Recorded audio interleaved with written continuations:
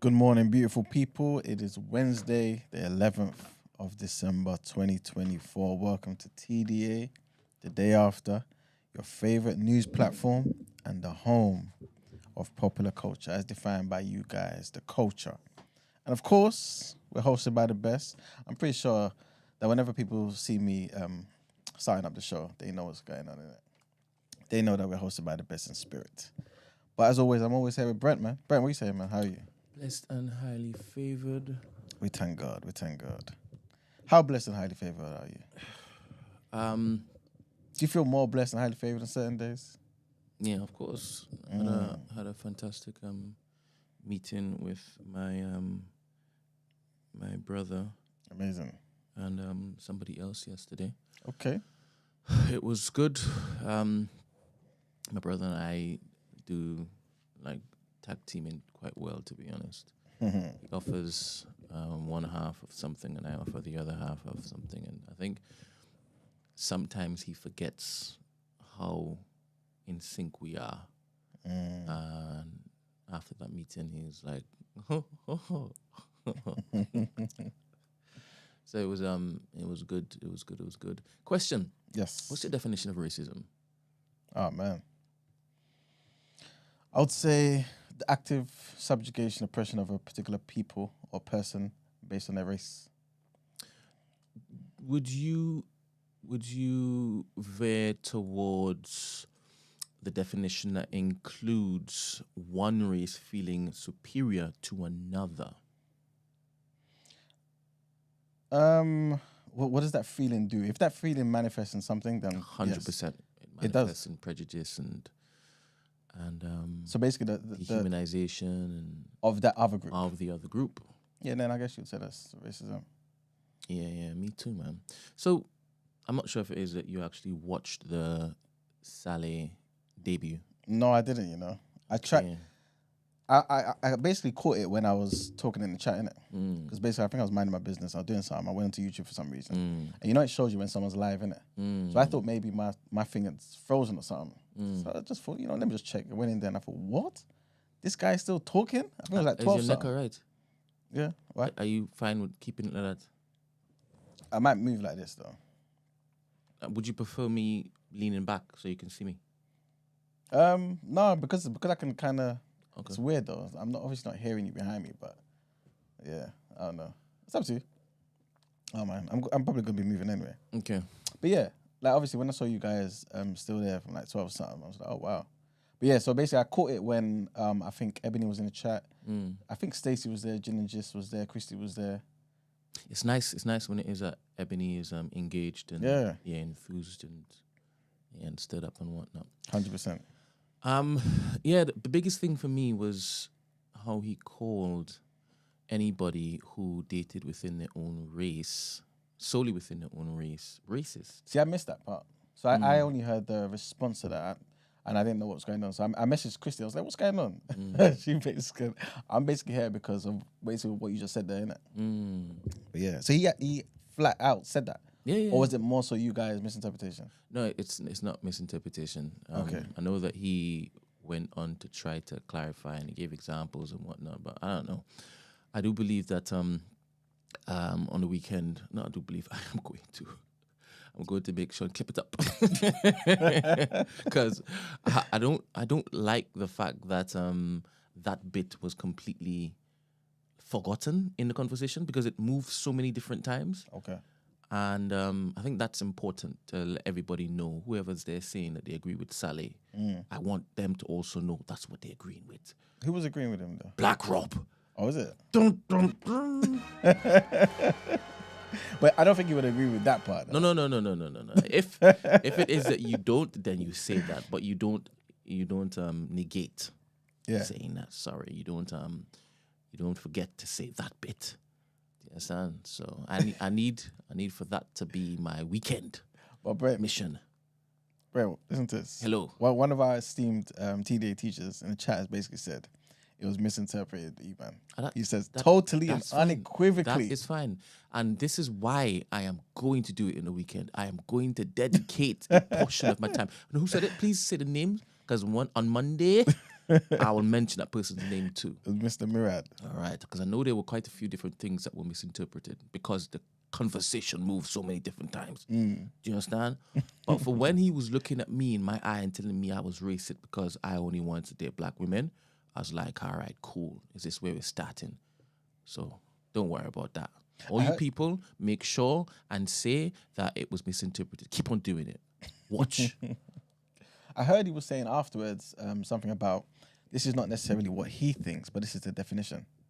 How did that go into it? No. I don't ask me that particular question. Like I said, the conversation moved so many different times. Okay. Yeah. So wherever it got to, he was there saying, I do believe in racism. Okay. I do also practice racism, or I have been racist. One of the examples that he gave was that he took off his watch when a group of black boys came onto the bus. Right? Yeah. Right? He also said, I turned around one day and saw that all of my friends were black. This is what he says is practicing racism. Do you understand? That's what he said. 100%. Not on the air, though. He said that when he was talking to me. This guy. He said that was talking to me. So when it is that he said, I've clocked you. Your mind's boggled. It's boggled. But Brent, you're not allowed to bring evidence that's not part I of the... know. That's why I said I know. On the weekend alone. I know because I have prior. I have this whole title. People believe that I am a storyteller. You understand? And I don't think that it's all the way accurate. So I'm going to spend a portion of my weekend just finding that particular clip where it all started. And I don't know if it is I'm like, At the time, I wish I have that ad-lib as well. That's when I knew, all right, cool, you're finished. You are finished. Oh, goodness me. Well, we have an action-packed show. Well, relatively, to be fair. We're going to be talking about some action. Now I'll try and make some action before I leave. I'm leaving early today, so I'm going to cause some trouble before I leave. Most definitely. Yeah. But let's get into our headlines. All right, then.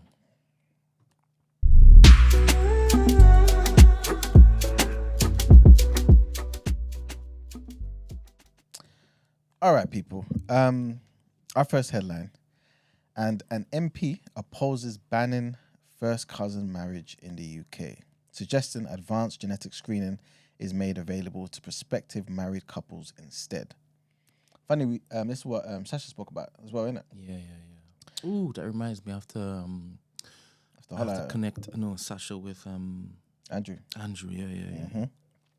We need to make that episode happen as well, man. Yeah. But yes, the former Tory chairman, Mr. Holden, introduced his marriage prohibited degrees of relationship bill for further consideration in the Commons. Current law prohibits marriage to a sibling, parent, or child, but not first cousins. So Holden argues for a law change due to high rates of first cousin marriages in certain diaspora communities. This includes Irish travellers and also the British Pakistani community. Independent MB Iqbal Mohammed believes outlawing the practice is neither effective nor enforceable. He advocates that rather than stigmatizing cousin marriages, a much more positive approach should be adopted to respond to health concerns linked to the children of those relationships. So basically, he just wants to deal with something after the fact. Anyway, he suggests adopting similar screening efforts to those undertaken in Arab countries in the Persian Gulf. He notes that 35% to 50% of all sub-Saharan African populations prefer or accept cousin marriages, which are also extremely common in the Middle East and South Asia. He also said it's popular because they are seen as beneficial for building family bonds and securing financial stability. Our next headline, and Luigi Mangione, charged with assassinating the United Healthcare CEO Brian Thompson, will fight extradition in New York, potentially keeping him in Pennsylvania for several weeks. Mangione, 26 years old, was charged with second-degree murder, forgery, and 3 gun charges after the fatal shooting of Thompson in Midtown Manhattan late Monday. He viewed the killing as a symbolic takedown of the healthcare industry's alleged corruption and power games. This according to his manifesto, which they found on him, right? He also said, frankly, these parasites simply had it coming. Mangione was arrested at McDonald's in Altoona in Pennsylvania after being recognized by an employee. And our last headline, the prison state is under extreme pressure with the government already extending the prisoner early release scheme to free up space. Thousands of prison cells could be left empty because they're unfit for inmates. Fire safety issues at HMP Durham and broken windows at HMP Manchester are just examples of some of these problems. The government pledges £2.3 billion to create 14,000 new prison places by 2031 under the 10-year prison capacity strategy. The government says it is adjusting planning rules to classify prisons' infrastructure sites of national importance to reflect their significance for public protection. The Ministry of Justice projects that the prison population could reach 105,000 by March 2029. This is up from the current 86,000. The Tories previously promised 20,000 new spaces by the mid-2020s, but only delivered 6,000 by the time that they left office. And that is it for our headlines. But before we go, what do you think about this whole ban on first cousin marriages, though? Do you feel like there should be a ban or just allow people to do their own thing? Yeah, because I was eyeing up my first cousin. Shock. Damn it. Genetically, can you marry your first cousin and not have wonky babies? Yeah.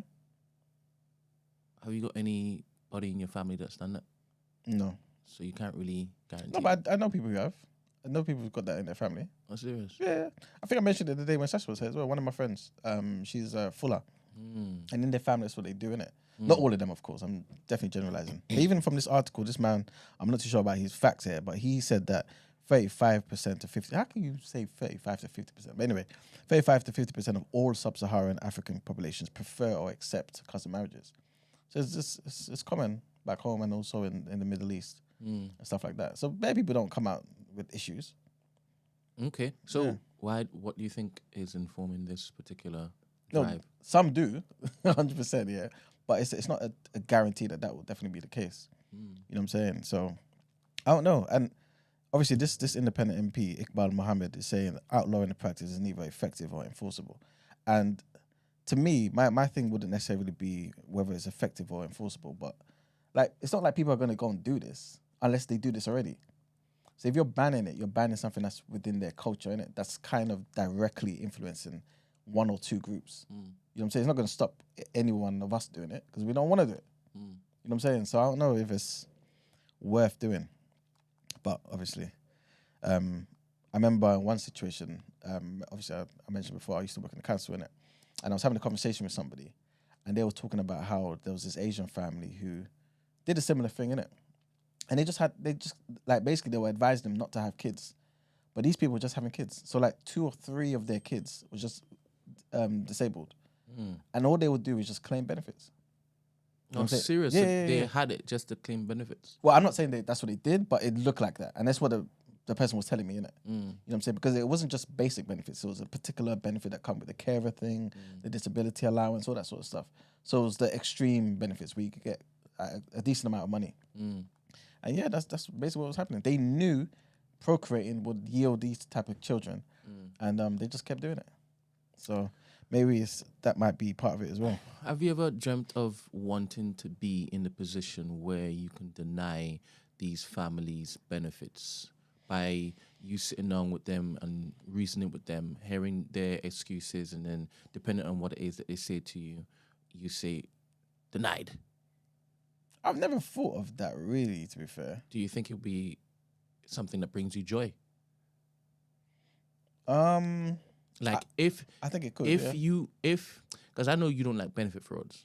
Yeah. You don't like people leeching off the system and the government, right? So if you were in a position to grant these particular people benefits or not, by just based solely off of the vibe you get when it is that you have a conversation with them. Just the vibe. Just the vibe. Oh, that's not nice. When I say vibe of during the conversation, when you ask them questions, depending on the bollocks they tell you, you say yes or you say no. But they know it hinges on your say, right? Like, wouldn't you get a bit happy? Wouldn't you be happy to go to work? I wouldn't say I'll be happy to go to work. I'll be more so if I was in a position where I did the opposite, where based on what they said, I was able to give them something rather than take it away. I'm focused on. I know, but I'm just saying because that would give me more. I know. Joy, I know. You see some of these like what do you call them? Scroungers? Like I've not called them scroungers, but what I'm willing to what do you say used to call them? um I don't know what I call them. Succubi? What did you It used to just say? comes out, man. Scumbags? I don't know if you've ever said I scumbags. don't know. But some of them you see and you just get angry because you can see they blatantly just juice the system. You know what I'm saying? But it's more than just them taking from the system. It's more so because I feel like they're not allowing themselves or their children to do more.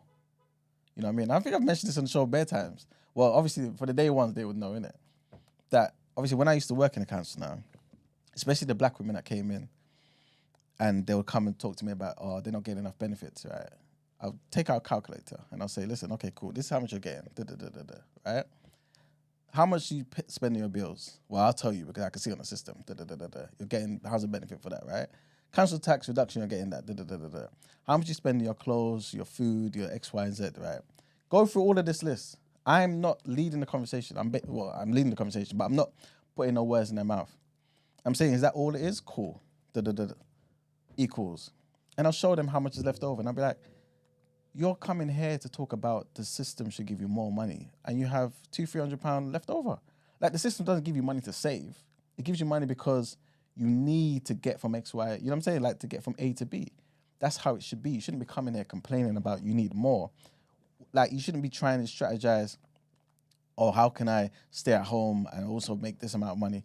Don't get me wrong, I understand it. And I feel like the system basically incentivizes that. So it's common sense on their part. Why should you work like more and get taxed more and spend less time with your family when you have a system that not rewards you necessarily, but allows you to work 16 hours and below and still get your rent paid and have more time to pick up your kids and take them to school. You know what I'm saying? But sometimes I just look at them and I think, like, you shouldn't be trying your best to just try and get an extra £100-200, man, when you could do something else with your life and your children look at you and you know what I mean, and be inspired by that and do more. Otherwise, you're going to be in the same position. You know what I mean? So, yeah, sometimes I have those conversations, especially with the black people. But, yeah, besides that, yeah, nothing else, man. Make sense, Brent? Yes. But, yeah, all right, let's go into our topic of the day.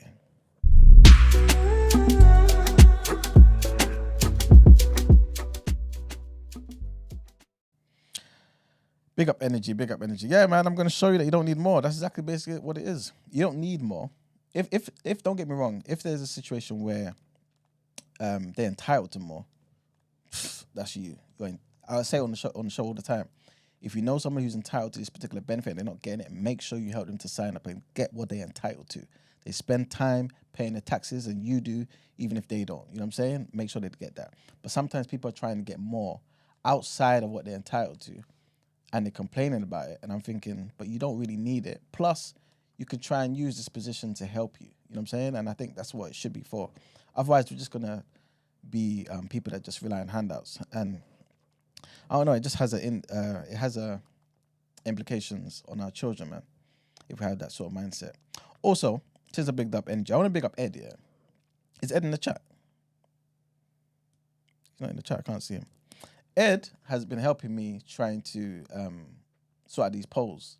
So remember I said to the community, we want you guys, in fact, while we're here, yeah, but since it's just me and Brent today, I want you guys to please, in the chat, whilst during the show, just type in what were some of your favorite moments of TDA in 2024, right? Just so I can add it to the other list that we've got in it.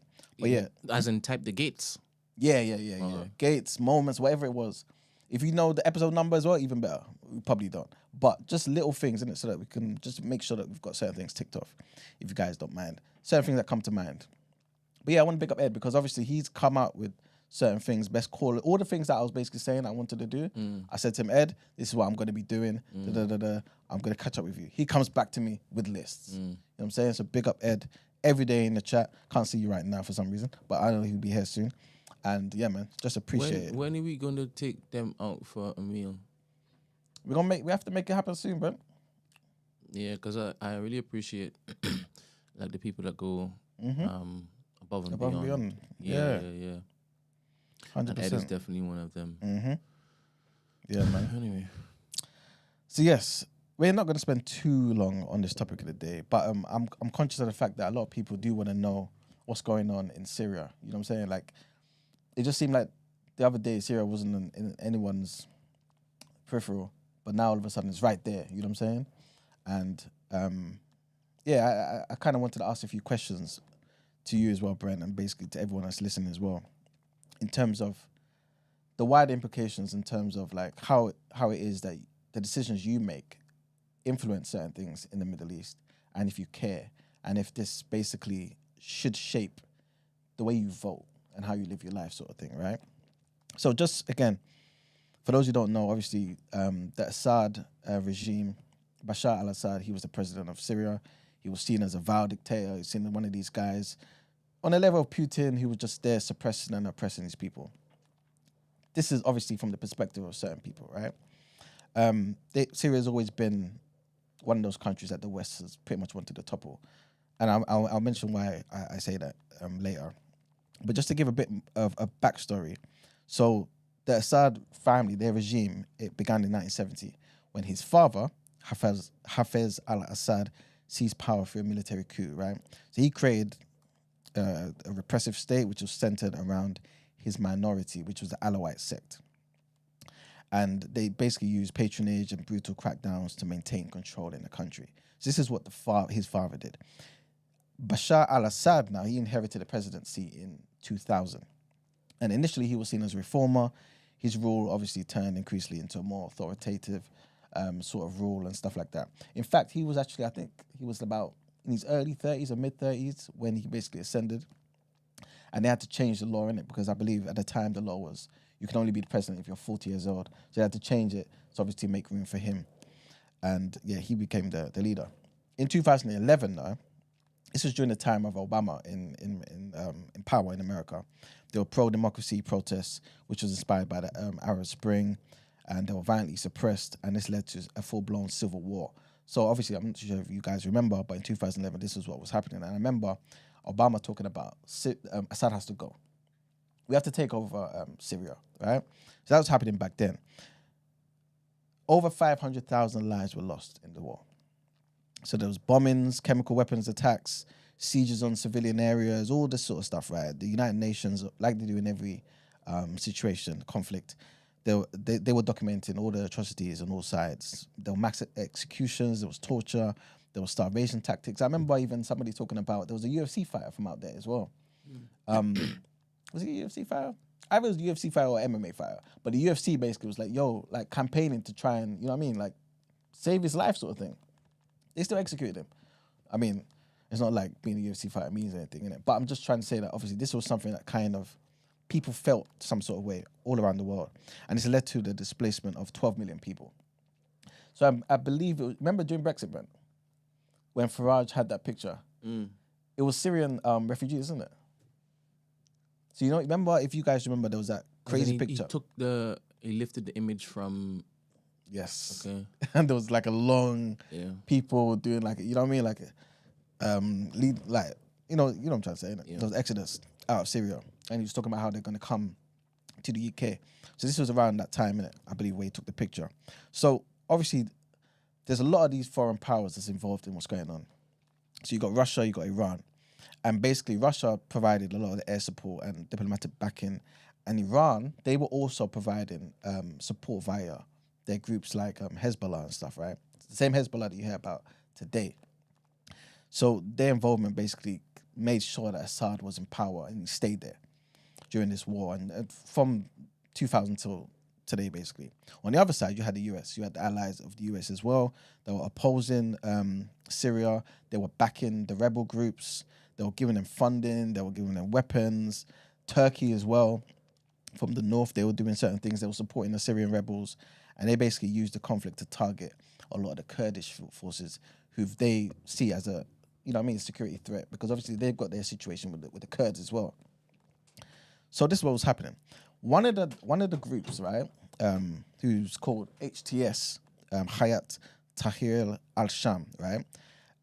They were once part of Al-Qaeda. And so they organized this surprise offensive last week. Was it last week? Late November, a couple weeks ago, right? And obviously, no one saw it happening and like saw how quick it would happen as well. And they took over Aleppo, Hama, Homs, and obviously the capital, Damascus. Damascus, by the way, is I think is the longest capital, the longest serving. Would you say a capital serving? I don't know. It's been the capital for the longest time, like out of any country in the world, isn't it? Damascus, right? Anyway, so this is how they've taken over. The leader, I think his name's Jelani. He, the leader of HTS. He basically, like I said, he was part of Al Qaeda in 2003 or 2006, I believe. He's now changed it to be a more moderate sort of person, and so people are now looking at him as potentially somebody that will lead Syria in the right direction. Back then, when he was under Al Qaeda, when he was fighting it in the war in Iraq in 2003, after 9/11, he was more so obviously on the same sort of vibe as Al Qaeda in it. But now he's kind of changed in it. This is what people are saying. People are saying he's rebranded, right? Kind of like Greek. So this is what he's doing. And anyway, so now we're here at the present day in it. So you've got the rebels who entered Damascus. You've got Assad who fled to Moscow. And people are saying, how did this happen? It happened basically because, well, this is what people are saying. Did it happen because Russia is occupied with Ukraine? And also Hezbollah, who's also backing them, occupied with Israel. And this is basically the plan, isn't it? So the main superpowers that was helping Assad stay in power since 2000, especially since 2011, are now occupied with other things. And now this is the reason why the rebels, Turkey, the US, basically were able to take over Assad, take over Syria. So that's basically a bit of the history in a brief summary from back then till today. But the question I want to ask you guys is, whenever we're voting, right? Whenever we're voting for our particular political parties, firstly, does potential wars come into your mind when you're voting for a particular party? And number two, do you feel like it should? I'm gonna start there. Because I know obviously we talk about the economy, we talk about certain things that affect us on a day-to-day. But how your particular your incumbent government operates overseas and what they're willing to do for the benefit of this country, the country that we live in, does that ever come into your mind? And if it doesn't, should it start coming into your mind? Or do you just see this is just normal? The UK is just doing what the UK should be doing. Margs, Brent? Do I care about what they're doing overseas when I go to the voting booth? What if they was running on war? What if they said, when we get in, we're going to go and do this? Is that the question you're asking? Would it matter? Is that the question you're asking? No, that's what I just asked. That's from us. I have to answer my own question first before I answer a question of a person who just came in. This guy. You're going to get the straight answer. You get to the answer quicker with mine. Oh, are you serious?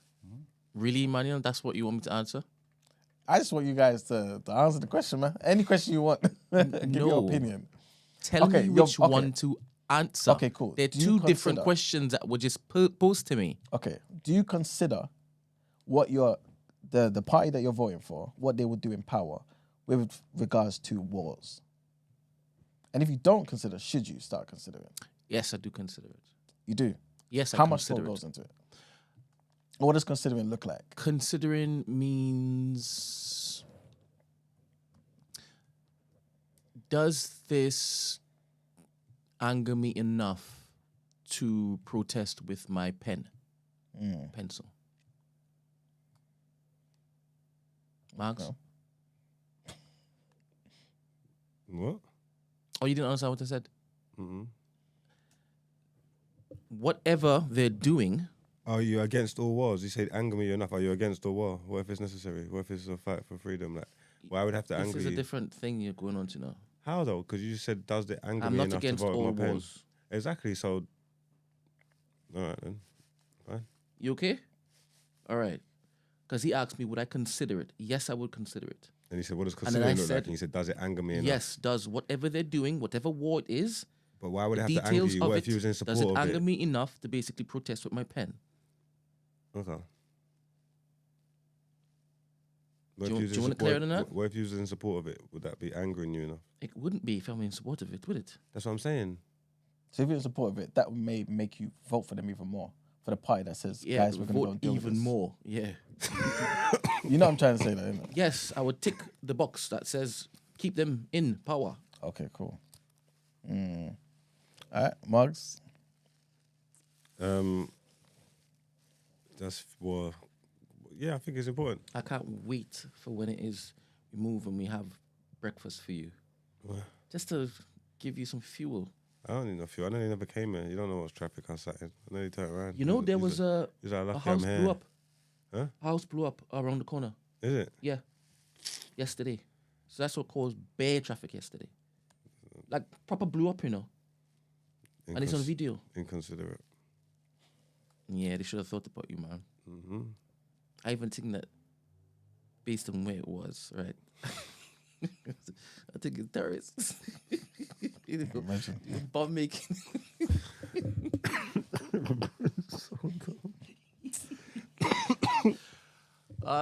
Sorry. Yes. Did he answer the question? Oh, did you answer it? Yeah, I think you need to consider them kind of things. But that's what I'm trying to say. What you saying? Does war? Mm-hmm.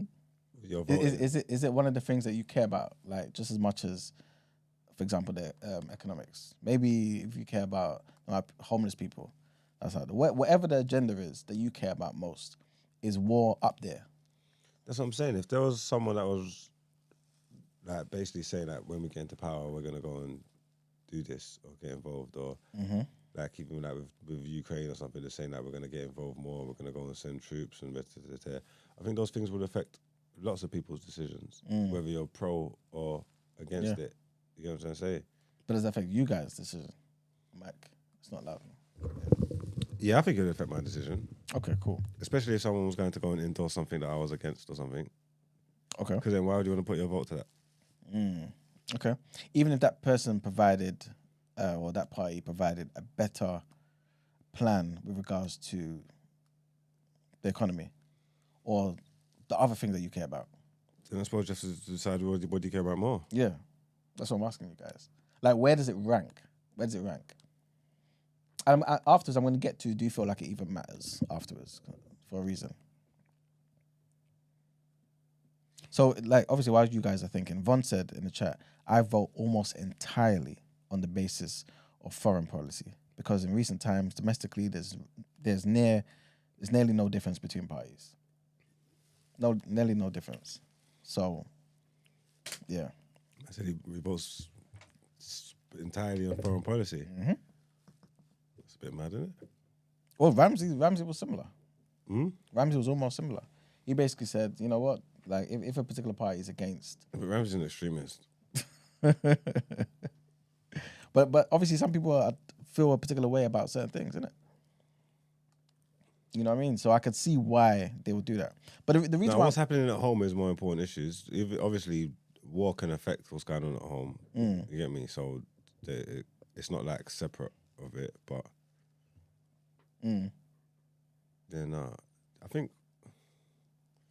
If you dance a yard before you dance abroad, man. Brent, I think what's happening here is more important. But again, like I said, a war can affect that, so you have to take it into consideration. Okay.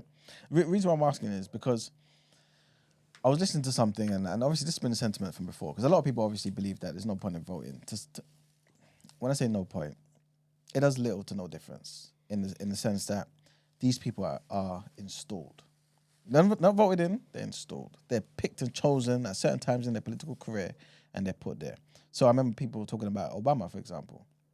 He lived a particular life. He was seen from early. He was chosen. He became a senator. He did certain things. They made him get into that position. You know what I'm saying? Similar thing with Kim Badnock. I heard, what's her name? The MP, if she's still an MP? Nadine Dorries, right?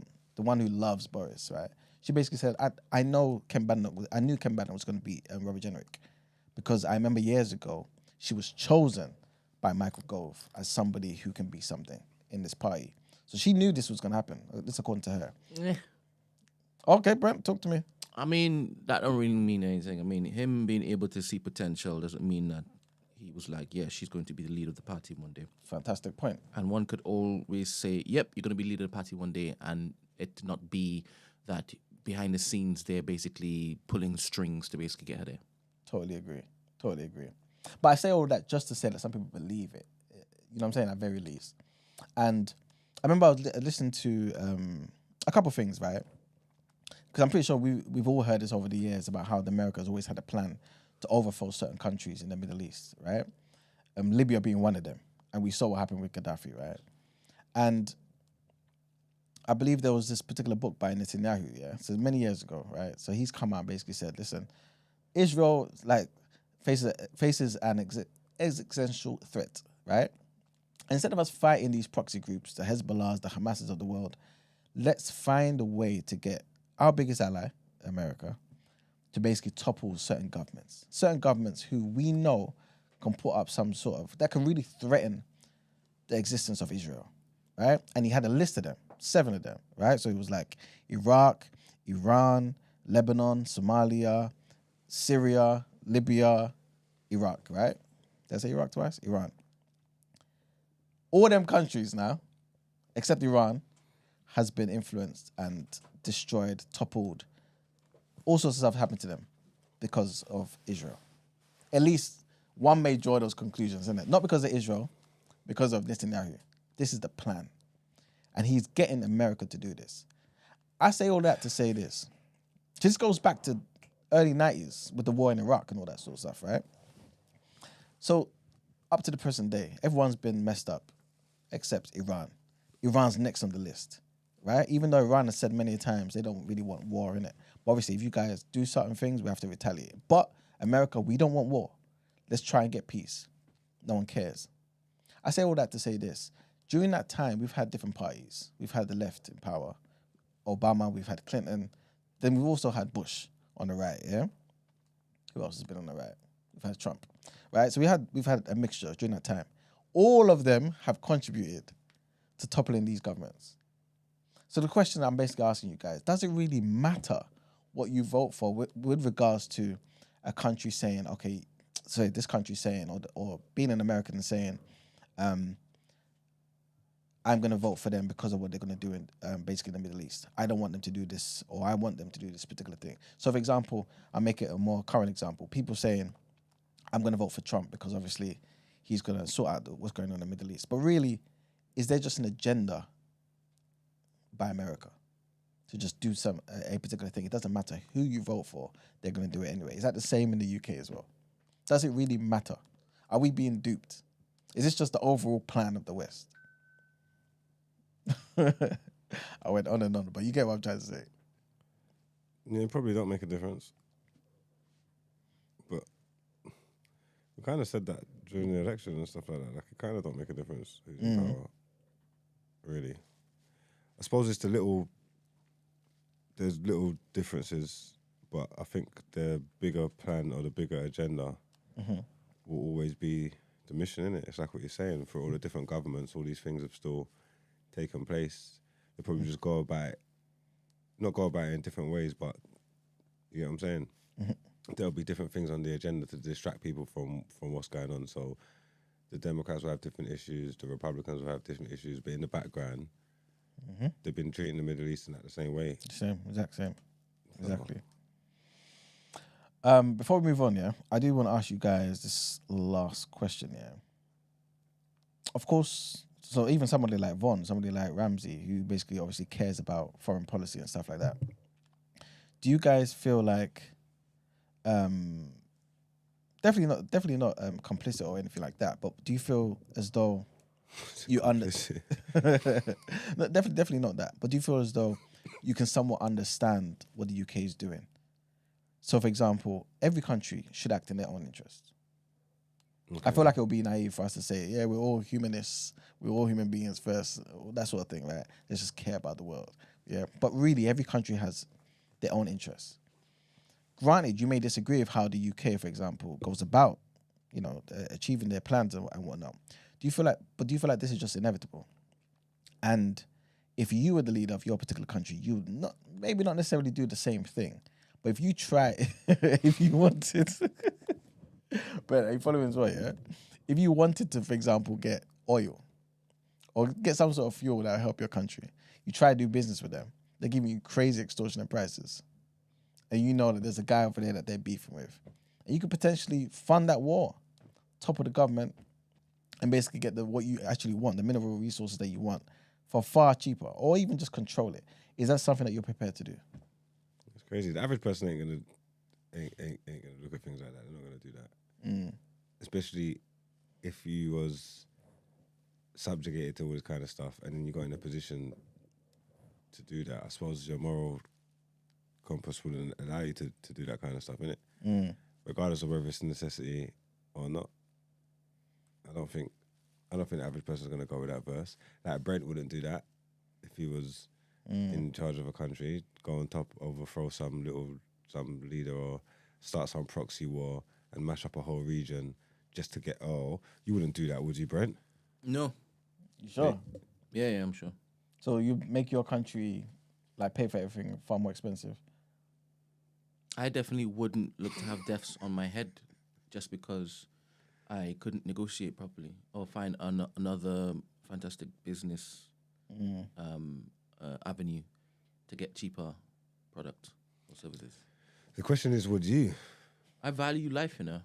Yeah, what about the lives in your country that, the quality of life going down, people dying as well, the homeless? No. That's the weighing up actually being responsible for killing many innocent people, even my own people, by the way, because let's just say they find out I had a hand in it. And it goes back. Sorry, I don't move like that. Would think if you was in there and that was the way things are, well, it's just the way things are. If that's what you know, that's what you do, yeah, then cool. But talking as a normal civilian and then getting thrusted into that, you're not realistically gonna go and disable a whole region and have, like what Brent said, murder and blood on your hands just to get cheaper oil, man. Yeah. I know you're a capitalist, but yeah, I want to do that's not capitalism. well, you care about the bottom line, innit? It's the money. Yeah, 100%. So it is. No, but it shouldn't, like, you shouldn't have to do that though. Capitalism doesn't force you to go and start wars. You know what I'm saying? I feel that's something completely separate. But you're right, like going to destabilize a particular region or country, whatever it may be, for your own gain is crazy. Why not just try and work with them? But at the same time, this is what I'm trying to pose it to you like this. If that particular country didn't want to work with you, because everyone should have the right to decide who they want to work with. If they were giving you crazy prices, because they're aware of your history, and they want to maybe give amazing prices to people around them, people who have come from, I don't know, colonization and things of that nature, right? Yeah, I'll just go and take that out. There you go. That's what I'm asking. Yeah, but I'll stand on business. I won't use no proxy. I'm saying I'll go and take it. I'll say, all right, cool. I'm gonna lock shit down. I'll go and take it myself. This is what they're doing to our people, man. It's crazy. All right. So, Brent, under no circumstances would you do that? Capitalism does not inherently lead to war, but its dynamics can create conditions that make war more likely under certain circumstances. 100% capitalism, because they don't care about the bottom line. If your objection is to get cheaper oil, and it's because it's all about money, isn't it? Yeah, but you can say that about anything, though, innit? You can say that about literally anything. You know what I mean? I don't think it necessarily does that. Capitalism's emphasis on trade and economic independence has the potential to reduce conflict in some contexts. Whether capitalism leads to war depends on how it is managed within broader political, social, and global frameworks. 100%. So that means you have the choice then to use it for good or for way. evil. Exactly. Yes. But this is what he was. I don't mean not speak for you. I hate when people do that, and that's not what they meant. Go on.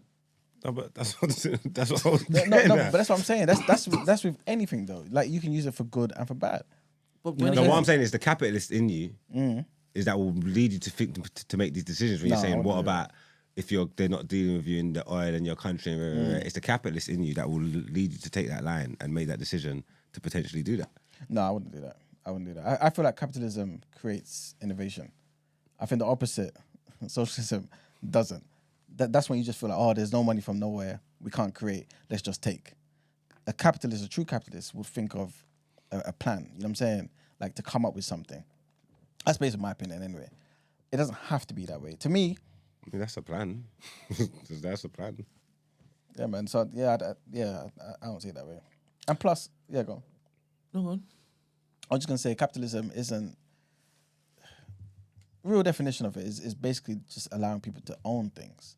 So it's not a government thing. The government shouldn't have to go out of their Do you get like a tingly sensation when you see Demi on the screen? Demi When I said says- tingly, not like arousal or anything, but like Spider spider senses. Tingly. Demi says, I think when E-Man defines capitalism, he's referring to textbook definitions as opposed to what has happened throughout history and in reality. I think that might be part of it, but I don't think that's entirely it. I could say the same thing about socialism. Everyone feels as though socialism is an amazing thing, but when we've seen it, it's never worked. In fact, it's resulted in hundreds of millions of people dying. Go to Russia, go to China. So what people are doing is looking in textbooks, telling me I'm doing that. Every now and again, we all look in textbooks, and every now and again, we put up our heads and we look around us. It's just how it is, man. Von says, I'll just sit in the back until someone provides an example for successful capitalism without exploitation. I don't know what that means. That's basically saying, like, let me put it to you like this. Do you know what capitalism is to me? Capitalism is, especially when I say us, like black people using capitalism, it's like using a gun, right? You're born in a world where there's guns throughout the entire world. You have a choice. Use that gun to protect yourself and have equal standing in the world, or start campaigning and walking through the streets and protesting and talking about guns are bad while they shoot you down in the street. You have a choice. Socialism does not work. It does not work. No, it does not work. It does not work. And I'm looking for an example, Von, anybody else who can show me an example of socialism where the quality of life, right, and freedom is shown on a wide scale. Give me that. By definition, it's not possible. Why should the government take and own stuff? Why? Individuals should own things. That's capitalism.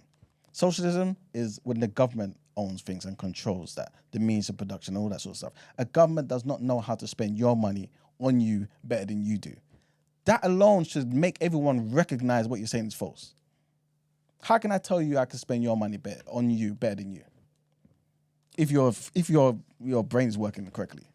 You have the right to choose what to spend your money on. I may say, you know what, let me get you a nice, decent coat from Primark. It does the same job as that. But you may say, wait a minute, no, I want to be fly. You know what I'm saying? You're saying that the industries like transport and stuff like that shouldn't be government, they should all be independent in that. I think it depends. I feel like, to me, economics just should create a framework where it allows the individual or the group of people who are involved to basically see all the different factors that go into making a decision. And then you decide on what the most efficient thing is. But what I am saying is, typically, you can't have a group of 10 people or a cabinet or a particular government party making decisions for millions, tens of millions, hundreds of million people in a country. They do not know the needs and wants of a people. But a business will. Why? Because a business will create something, sell it to you. If you don't want it, they know you don't want it. If you do want it, they'll produce more of it. That's it. Free market. But when a government has something, they put it in front of your face and make you have it. That's the only options. We need competition. You need to be able to decide, okay, I want this hat and not that hat. I want this made with these materials and not that. Don't get me wrong, in every situation, you're going to get exploitation. But that's what human beings do in the same situation with the gun. You're going to get people who use the gun for bad things. But there will be some of us who will use the gun to protect our families. You see what I'm saying? That we use the gun to be productive. You know what I'm saying? Because there are bad people out there.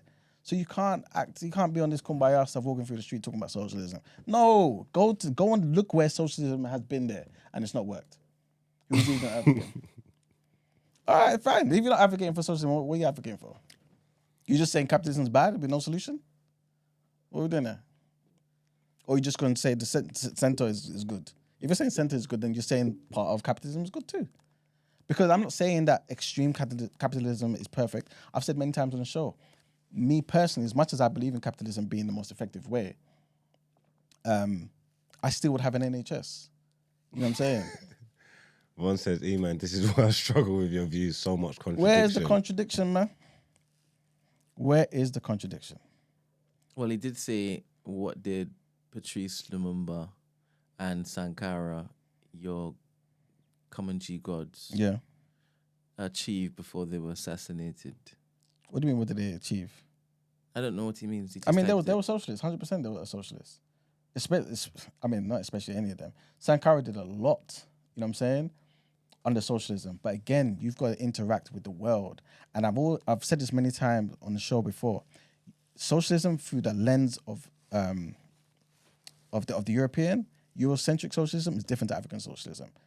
To me, African socialism is somewhat natural to us. It's what we've had for thousands of years. We care about the individual, but also the family, the community, the village. It's natural to us. You ain't got this, come over to mine. You can't look after your kids, bring them over here. I can't do it. That's natural to us.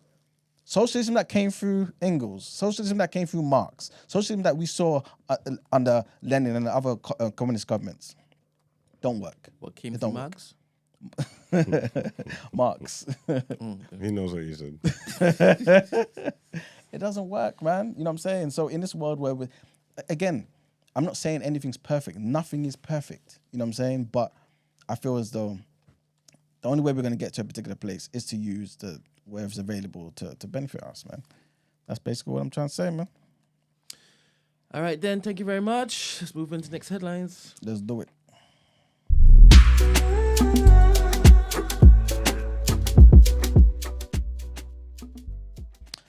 All right, so our next set of headlines, Ghana's former president, John Mahama, won a landslide victory, defeating the vice president, Mahamadou Bawumia, by 56.6% to 41.6%.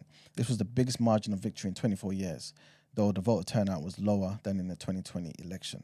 The economist, Professor Godfred Buckpin, highlighted the significant challenges facing the new government, emphasizing the need for credible leadership, lean government, and efficient public service delivery. Mahama aims to create jobs to reduce the unemployment rate of nearly 15% and also to address the cost of living crisis by eliminating nuisance taxes. There you go. He plans to establish a 24-hour economy by creating nighttime jobs and offering tax incentives to businesses that stay open at night, along with reducing electricity prices. Critics point out that Ghana experienced its worst electricity crisis during Mahama's first term. But Mahama has nominated the former education minister, Professor Nana Jane Opoku-Agyeman, to become Ghana's first female vice president. Big up her, man. Next headline, representatives of over 80 Maori tribes have asked King Charles III to intervene in New Zealand politics due to growing tensions over government policies for the Maori. The National Iwi Chairs Forum sent an open letter to the King, urging him to ensure the New Zealand government honours its promises made to Maori in the Treaty of Waitangi. The right-wing coalition government's policies have sparked the largest ever protests over Maori rights, mass meetings of Maori leaders, and also the condemnation for the Waitangi Tribunal. The Treaty of Waitangi was signed in 1840 between over 500 Maori chiefs and the British Crown, and is basically crucial for upholding Maori rights. Critics fear that the coalition policies will roll back the use of Maori language in public services, dismantle health equity institutions, and also introduce a controversial bill altering the treaty's interpretation. Next headline, trigger warning on this one, people, big trigger warning. And a man, Christopher Stockton, has been found guilty of murdering his partner's 22-month-old son, Charlie Roberts. Charlie died in hospital a day after being fatally shaken at his home in Darlington in January. Stockton, who's 38, denied murder but was found guilty of murder and physically abusing Charlie. Charlie's mother, Paula Roberts, who's 41, admitted to child neglect for failing to get him medical attention for previous injuries. It's sad, man. Both Stockton and Roberts will be sentenced at a future date. Stockton and Roberts began their relationship in early 2023, and he moved into their home 7 days before Charlie was killed. There's no point in reading this. But women out there, please, don't allow these animals in your house, man. Oh, it's so sad. It's so sad. But yeah, that's it for our headlines. Time to pay them bills. What's on the screen, bro? Can you explain why several of the nations ranked as the best places to live have high tax rates and government intervention? Denmark, Finland, etc. I was going to say something, but I'm not going to say it. If you look at them right now, right, they may say they're happy, and again, I'm not trying to be condescending in any type of way, but you guys have to understand certain things. When you're used to something, you may not know. You may not think something's better than that, innit? You may just think this is the best that you've got. But the reality is, Denmark and Finland, what have they done for the world? Give me examples of what they've done for the world. Capitalism, the reason why you're typing on the screen and I'm looking at that screen, looking at you, is because of capitalism, not because of governments. Denmark didn't do that. Finland didn't do that. Obviously, America didn't do that. But they create fertile ground for people who've got dreams and ambitions to create. That's what capitalism is. Again, I'm not saying people won't exploit it. I'm not saying governments won't do that. They will. But humans do all the things that you're talking about. If you leave a gun on the table, it'll stay there for 1,000 years, man. Someone has to pick it up and use it for bad.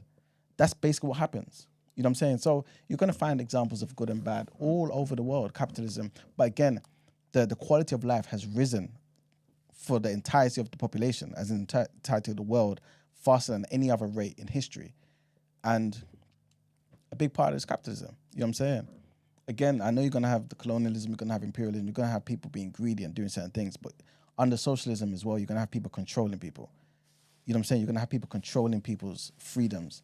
People want to be able to create and do certain things.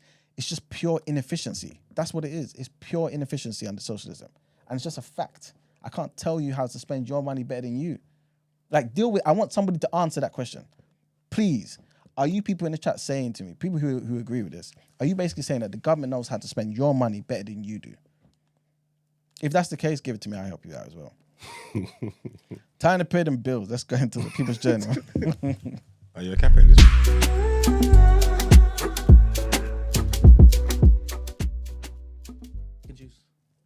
You dip in and out? Yeah, I need to. Everyone does though. That's the thing. I feel like everyone should kind of pick and choose. Nothing's gonna be perfect for you know what I'm saying? But to be honest, I formed my opinion before I knew the definition of anything. So I wouldn't say that I'm going towards there. They've decided to basically, pigeonhole me or whatnot. Yeah, don't give me titles. I don't feel like, don't get me wrong, some people are pure capitalists, some people are pure socialists. But a lot of the time you're gonna, you know what I mean? You're gonna pick and choose. You're gonna be on the fence about certain things. You're gonna do that. And I feel like everyone should have the freedom to do that.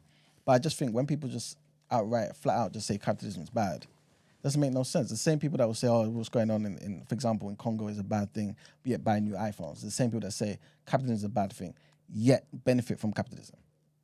We all do these things. You know what I'm saying? You might didn't answer. What's the question? Apparently the question that Finan asked. What, as in why are they happy? Maybe put the question back up. Can you explain why several of the nations ranked as the best places to live have high tax rates and government intervention? I don't know, man. I'll look into it. Oh, you didn't answer the question? No, I answered that bit. I didn't even know. No, because do you know what it is? I looked into... That's a great question, Von. Yeah, for real. Margs wants to know too. He's been asking. I've been asking for weeks. He's even started. Well, you're not giving me an answer? All right, cool. If you're not going to give me an answer, I'm going to basically make my mind up. Margs, never change, never change. Please, never change. I feel like I'm going to be working all through Christmas this year for some reason. I don't say that, man, because then it will happen, innit? Vaughn, are you planning to come into the stew? Is that why you're asking? That'd be great, Yeah, it would be. Have two men in here with crossed legs. Both of them killies as well. All right. Man. Good morning, Saleh. Saleh says... Good morning, Vietnam. Yeah, make your thing work, Saleh. I want to ask you a question. Because they're throwing dirt on your name. Yeah, I don't like it. Free Saleh. Hashtag free Saleh. Saleh, make your thing work, please. That's... I'm telling you. That's crazy. I heard it when I said it, I ignored it, but you doubled down. All right, then. We wait patiently. You can start the People's Journal. Yeah. All I was going to say to you is, again, people talk about the happiness thing. There are people in certain parts of the world who are happy not having much, and that's fine. I'm just saying, in a world where you rely to me, it's a bit hypocritical. If you can rely on all the luxuries of the world, yeah, and still look to a country that doesn't produce any of those things, right, and say they're happy over there. They're happy over there with their high taxes and whatever, but they're benefiting from the things that's made in a country that has low taxes. Hello. You can't have both. You can't have both. Good morning, Saleh. Good morning, people. How are you doing today? Keto Killy? I'm very well. I'm very, very, very well. How's everyone else? We are blessed and highly favored. Marks has a couple questions for you. Oh, for me? Yes. Okay. Let's go. Far away. Did you say that people that date solely within their race are racist? Okay. What I said was, if you only date one race specifically because of like racist reasons, then that's racist. Like if you only date one race and your motivation behind that is because of your love for that thing, then yeah, that of course that's not racist. But if you only date one race specifically because you're thinking of, oh, I can't trust white people, I can't do this, or Chinese people are that, then that is technically racist. In the same way, if you were to say, I only date light-skinned girls because I don't like darker skinned girls, then that would be classed as colorist. Okay. And that's what I was saying. That's pretty That's like. Where's the if that's what he said, where's the I confusion? told you he. You see, this is He what I didn't started understand. somewhere, and when he got peppered, he shifted. And like I said, No, but this I weekend, didn't. I'm going to show you all with the clips. Don't worry about that. I'm glad that I had you saying right now that that's what it is that you said right from the very beginning. Good. It's nice. I'll No, do the but that's what 5 I days was saying earlier. from the very beginning. watch. Go on, sorry, No, Saleh. that's definitely what I was saying from the very beginning. Maybe you very it wasn't clear from the very beginning, but that's what I was saying. Saleh, that is not what you were saying. What? Part 2, yeah? We'll go into part 10 right now. Do you know? Oh, The Lord. first thing that happened is I Let's listened go. back to that chat last night, you know? That is Oh, not what wow. you were saying, yeah? Because you said that I'm not justified the fact that there was 400 years of slavery. Remember, you was caping for white people. So what you got to give Margs right now is your justification why you was caping for white people so hard. Because Wait. What did he say I'm about just slavery? explaining myself. wait. Because what your argument was is if I don't want to lay down with a colonizer, then I'm racist. That's what your argument was. Wait, but hold on. If we just listen to what I've just said now, No, because that you're is no. Wait, that's exactly you're what I've just said. backpedaling and So what you said, it's not what you said, but it's what you meant. Is what you're saying? No, wait. Let me finish, because that's exactly what I've just said now and explained to Marks. What you just said. Wait. When you said Let I me was gaslighting us the other day, that's not what you were saying. let me finish my point, How come please. you was on the phone, you got a different stance? But when it was This is- four women talking to you, you had a lot of umbrage against dating white people. All right, sorry, Ebony. I've Wait. wait, Saleh, wait. I've just muted Ebony for a little while. I would love for Saleh to finish, and then Ebony to rebut, and then Saleh to talk, and then Ebony to rebut. The cutting off now- of each other isn't good for people listening. I mean, just unmute Ebony again. Sorry for muting you, Ebony. No, it's okay. Go for it. But yes, so what you just said explains exactly what I was just saying, and it explains exactly what I just said to Margs as my explanation, because you said you will not lay with a colonizer, and I am saying that is racist. And I'm saying yes, because the fact that you are calling them a colonizer, the only reason you are saying that you're not going to lay with them is because you see them as a colonizer. Now, if you go into Tesco's right now and you meet a white person, you calling them a colonizer, that in itself is racist, because you are using the 400 years of slavery to paint this same white person that you've just met. This person could be the best human being in the world. But you are using historical events to paint them with this brush and say, no, they're a colonizer. They're completely they're out of bounds. You've written them off from the second that you've seen that this person has white skin. Written them off. Now that is racist. Am I Now, allowed to talk? now, wait, no, look, once I've finished. Now, and once again, like I was saying, if your motivation behind only dating black people is, nah, you know what? These people, even the way that the melanin is I just love people that are melanin jam-packed. That's it. Full stop. It doesn't matter. I'm not thinking about all these other people. But when it comes to black people, I just, I can't have anything less than that. Now, if that is the motivation, then that's fine, because that is just your preference. That's just what you love. You want it. But on the other side, you're saying, nah, I don't like colonizers. I don't like colonizers. And you're painting every single person Hold on a minute. Sorry, with white skin as with the do you know what it is? Do you know what it is? The title of colonizer. Do you know what's so funny is your stance has changed. Because No, this but is what means. No, let me Saleh, talk. let 'cause her talk now, man. Yeah. I apologize. The other day, when we was trying to explain this to you, when I said I want my genealogy to look like me, when I said I married a black man because I want that to emulate what my people look like, you told me that that was wrong and that was racist. Wait. Yeah? Oh, now, okay. Hold on, Let me stop. Please finish. I'm still talking. Because Yes, now great. you're telling me if I want melanin jump act, it's all right. So what are you saying? Evie, like Kilowski in the building and E-Man, they've changed your stance. Because this is not what you were saying the other day.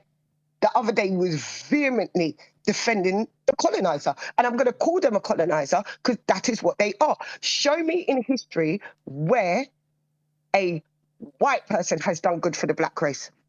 And then I'll give you your Russian girl all day long. Okay. Can I speak now? Yeah, you can. Okay. I never, and Brent, I would love for you to go back. There's no way you can find any clip of me saying that you wanting to marry a black man was wrong. Never did I ever say that, because I even said that when I was talking about Stormzy's what's it called? The scholarship program. I even said that was a fantastic program, and I think we need more of these programs. And I said this time and time again. I heard you said it was racist. Yes. Now, and I want people to be very clear and listen to the words that I'm saying, and don't just like let your emotions lead your My understanding emotions of are what I'm always saying. going to lead when it comes to You're black saying- people, yes, and you're wait, never just going to quickly, try and just so tell we're me sure. that Obviously, you can racism explain isn't. after, but just so I'm sure what you're saying Stormzy's initiative, to help, black people educate themselves with all the context of the history of the world is racist. No, I am saying it's a fantastic initiative. But also racist. I'm saying, wait. I'm saying it's a fantastic initiative. I'm saying we need more of initiatives like this. I'm also saying that and several times I said this, and I specifically said, if we look at the specific definition of the word racism, it is treating different people in a different way, specifically because of their skin color. And what about the institutional? The institutional racism part of it? What about setting up institutions to oppress people and to keep people down? What about that side of it? So when someone's making something to fight back those institutions that are keeping people down, how the hell is it? Ain't that reverse racism? No, but Wait a minute. Sorry, I've just muted you again. So obviously there are different definitions of racism that exist, and let me just read another one. This might be better. Racism is the belief in the superiority or inferiority of individuals based on their race or ethnicity, which often leads to discrimination, prejudice, or systemic inequalities against those perceived as belonging to a different racial or ethnic group. Now, if it is that we use this instead of the one that we used when he was on Monday, I don't think that he would have had too much of him in his voice. Okay. All right, I'm going to unmute you again. Go on, Saleh. Okay, now you see that definition that you just used. Like, where is that definition from? Because this is completely different to the one that we and the one that we were using before. The place that Stormzy was sending those little young youths to. and the other one, but because what I want it to be very clear that I am saying like, okay, if we were to extrapolate and use the word colorist instead, now, someone set up a what's it called? A scholarship program specifically for light-skinned people, and they said, "Yep, only light-skinned people, no dark-skinned people, no whites, no this, no that." We would say that is colorist. Did light-skinned people need the help? Was they getting held back? Was they getting held back specifically because they were light-skinned? No, but you got to take context into the situation, though. You can't just hypothetically make something that don't. You know what I'm trying to say? They don't add up. No, but the context doesn't have anything to do with it, because okay, it does. These institutions, especially in England, in this country, are they're set up to prevent black people from exceeding in them. You're not even like America's different. There's no form of I don't know. You can go to media, you can go to government. Kemi's trying it, but you get what I'm trying to say. Like military, all these things, like the positions of power that the countries run on, black people don't get up in them. Education is a big one as well. Certain of them places you can't attend. Certain of them schools you can't attend. If you want to be the prime minister, you have to attend certain schools. You know what I'm trying to say? If you're a certain skin tone, your chances of getting into those schools are slimmer than none. So that means you can never be the prime minister of this country, essentially, if you get what I'm trying to say. If someone sets up something here that's going to help black people enter those realms, how can it be racist? You're missing the whole context on the history of life. Wait, let me explain. Let me explain, Margs, because everything you've just said, I completely agree with. I think this is why you're misunderstanding what I'm saying. I completely agree with it, that yes, white people, they're doing racist things. Just the same way right now, if tomorrow someone came out and clearly said that we're going to run this specific scholarship program only for white people, everyone will be able to turn around and please, I beg. You got to support her. Hermione's once said he's actually right. I don't see why you're failing to understand what he's saying. I don't even know what was just said. No, he's got what quite a few. He's got quite a few supporters in the chat. They're all saying that he's right. That Stormzy's racist. Who? Me? Wait. I was trying to speak. Can I finish trying to say what I was saying, please? Of course, King. Yes, because white people, like I just said, if a white person came out tomorrow and said they released a scholarship program specifically for white people, or even if an Asian man came out tomorrow and said, and he's releasing one specifically for Indian people, we will all understand that to be racist. And wait, hold on. Let me finish, please. And racism can't just be done by white people to black people. Racism is something that can be done from any race to any race. Like, for example, if there was an Indian family and they said, oh, you know what? I don't want this black person marrying my daughter. What is that? That is racist, because he is writing someone off to do something. He's stopping them from doing something based on the color of his skin. Anything that you do, and it might be good, it might be bad. Like I've said, Stormzy scholarship program is a fantastic thing. But and I am not saying it's a bad thing either. I'm saying it's a great thing. But I also, at the same time, if we look at the definition of the word, it falls into the category of racism. Now, maybe with examples like that, we need more racist things. And I'm not saying, I wasn't even giving my specific what's it called, point of view on the matter. However, it falls into that category. Racism is with the words that we've been given and the definitions that we have, that's it. All right, thank you very much so far, Saleh. Wait. Sorry, I've got one more. I've got one more question, because at the beginning of the conversation, I explained my you can ask your question after you answer my question, right? Now, I shared something that we spoke about off air this morning, only because you said to me, "This is what you forgot to say on air," right? And I want you to now repeat it on air for all of them. First of all, repeat your experience when you went on the bus and then you saw those black boys coming on. Wait. But what does this have? What does this experience have to do So with it? you told me that you are also racist, or you have done racist things, and I asked you for examples, and then you told me about that thing. So just repeat that thing to me, please. Okay, in fact, I will repeat that thing to you, but I also remembered something else after this. After I left, which I think definitely helps me, and or it would help explain to people maybe that they'll start to understand my stance a bit more.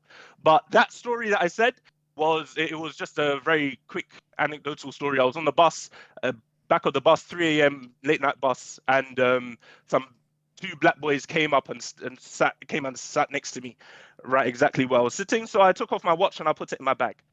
But so yeah, that's that story. But then what I want to explain, and maybe this will help people start to understand. And now, you see also, me, did you, the other example, when I told you that isn't racist, you also said that you have black friends. All your friends are black, right? Well, yeah, no, that's not something that I said. We were having a discussion and it came up, and I said that. Wait, stop. Did you say that isn't something that you said?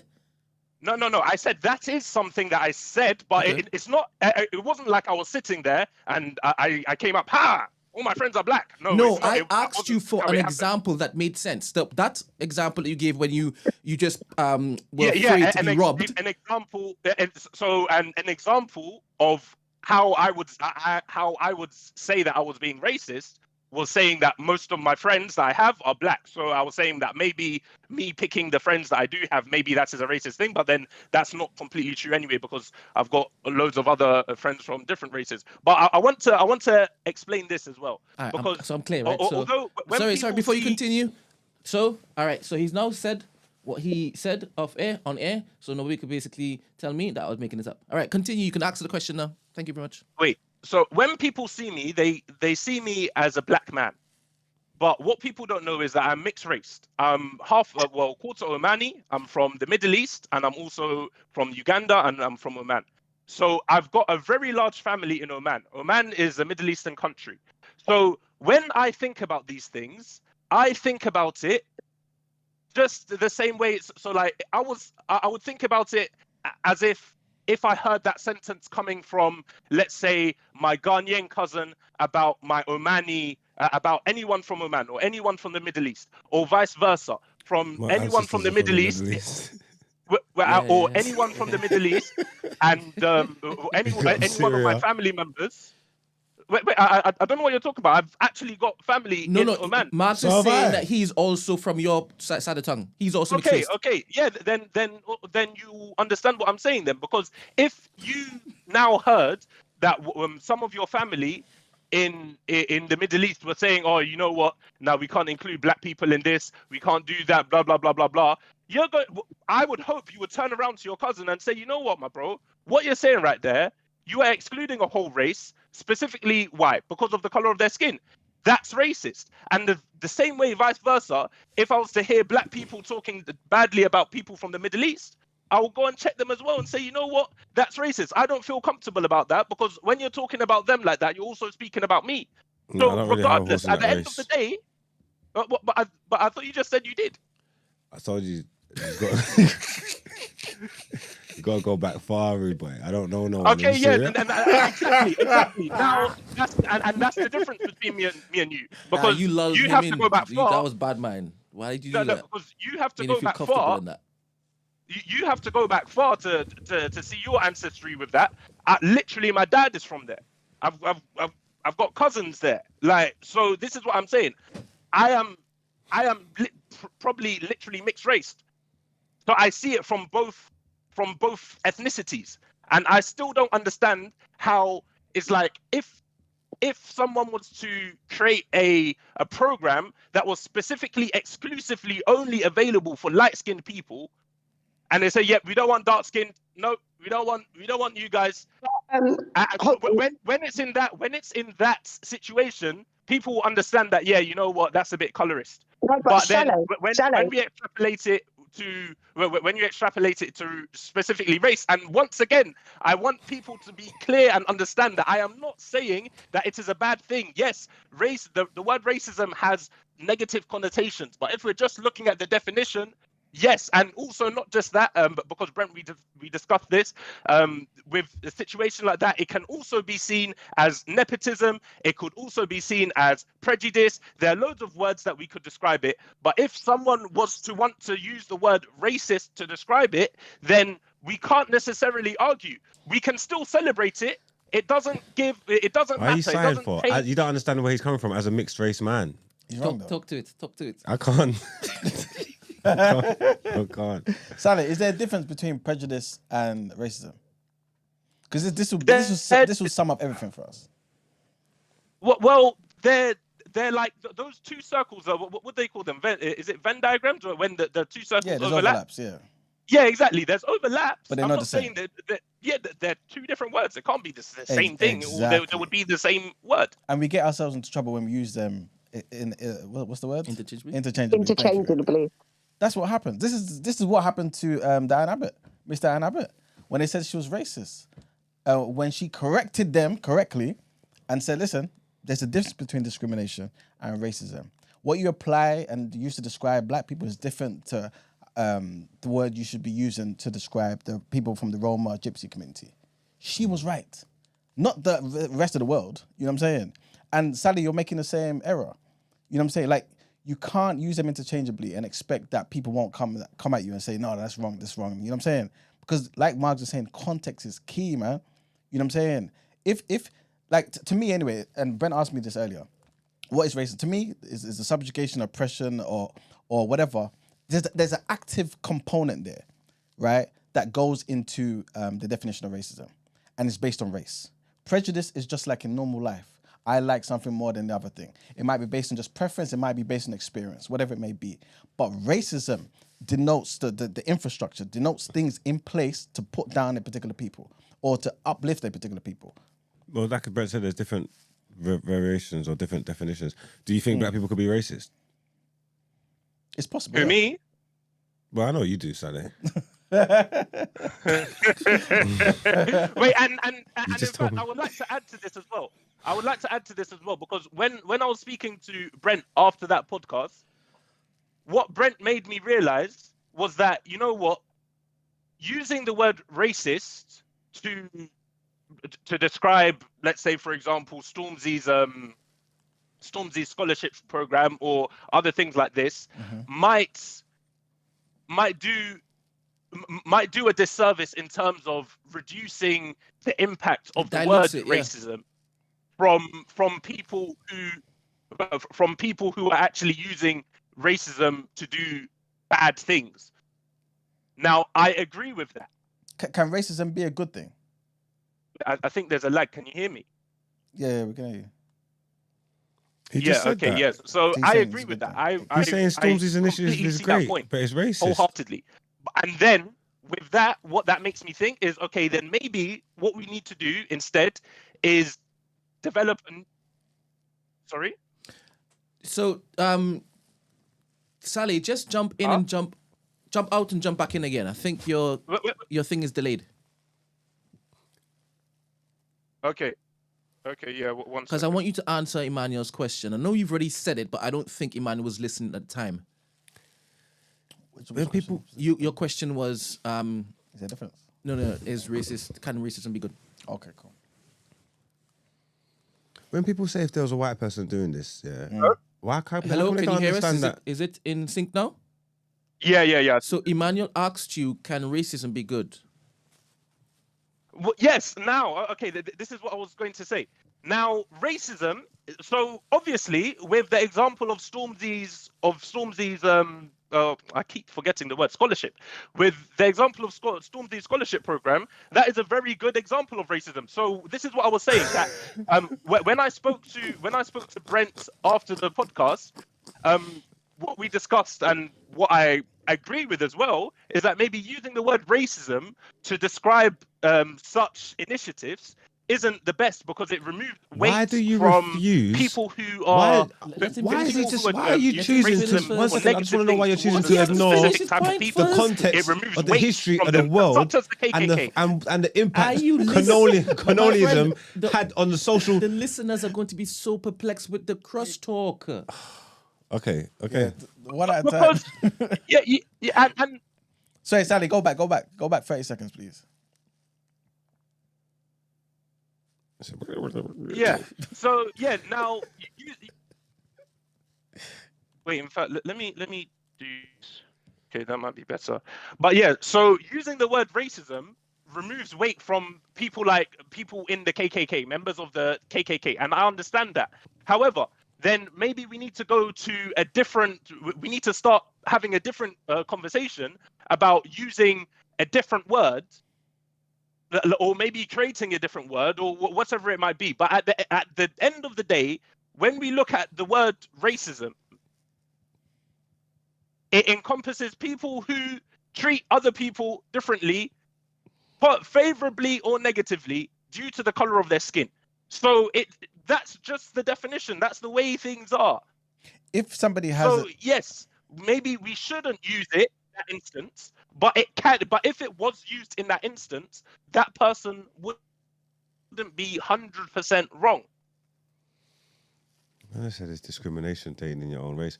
If you're attracted, to people from other races and stuff like that, but you don't because of their other races, because of the race that they are, then maybe you could throw words like discrimination in there. But most people like what they like. You know what I'm trying to say? Like most people stay within their communities and things. Most people are attracted to what they know, for what they grow up in. When they see their friends, when they look at their parents, when they look at their siblings, is what they see. So that's what they're attracted to. You know what I'm trying to say? So just knowing what you know, just being a black person and being around black people and growing up around black people and being attracted to black people is no form of discrimination if a white person is not your type. That is no form of discrimination whatsoever.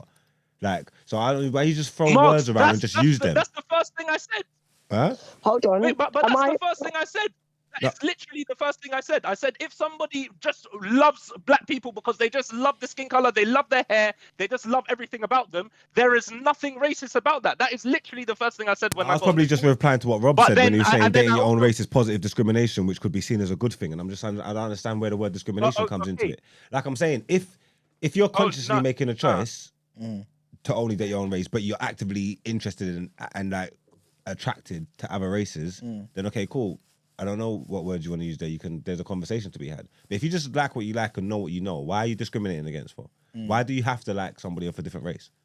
You don't have to at all. Yeah, no, in that, and that's literally how I started this whole thing. Because in that instance, if you just like you don't know about any other race, you see them, they've never made it stand up. But when you see black people, that's your thing. You're onto this one. Then that is fine. There's nothing racist about that. Hold on. But it's only when you start walking around calling, oh, you know what? I'm never gonna lie with this person because he's a colonizer. That has racist undertones because you are specifically writing them off because you're just using their whole racist history. The other day, I clearly said to you, I am not in circles where I interact with white people. I will never meet a white person. So therefore, I will never be in a position where a white person is going to be my other. It's going to be somebody that I'm going to look to as an attractive or whatever, X, Y, and Z. And you were still telling us that we was racist. With all these things, like, I think it's very straightforward because if you just flip these things, it's like, okay, fair enough. Like, we understand the history, but at the same time, it's like, okay, if in the next 10 years, a madness was to happen and the roles were to reverse, and then you were to say that same sentence, like, are you?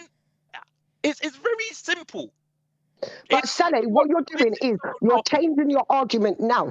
This is not what you were saying on Monday. I don't think my argument has changed at all. I will show everybody on the weekend when I get the time. Yes, but because this is the same thing that I've been saying. Because you're even emboldening people like Fanan. Like, we're having a conversation here, and he's changed his mind. We've gone through 3 different points of themed conversation where Margs has asked a couple questions, and you're hearing him say, yes, what Stormzy did is racist. And then you're hearing Emmanuel saying you're conflating two terms, right? And then now when it is you go back to filibustering again, Fernand's saying, why doesn't anybody understand what he's saying? He's saying we're having 3 different conversations. We're talking about 3 different things. And on each, he is pew, pew, pew, pew, pew, pew. Don't worry. Come the weekend, I'm going to set aside some time. I told them, Margs, I'm going to set aside some time. I'm going to clip up where is it he's saying certain things that he said when he he's never said in the saying- first when- place. He's changed. He's clarifying. And I thank you very But when much they for say changing why your don't they mind. understand Thank what you he's very much saying. for clarifying. But don't go around and say that the people who were arguing against him in the beginning were just chatting rubbish. They came to basically challenge the bollocks he was saying, and then he changed his mind.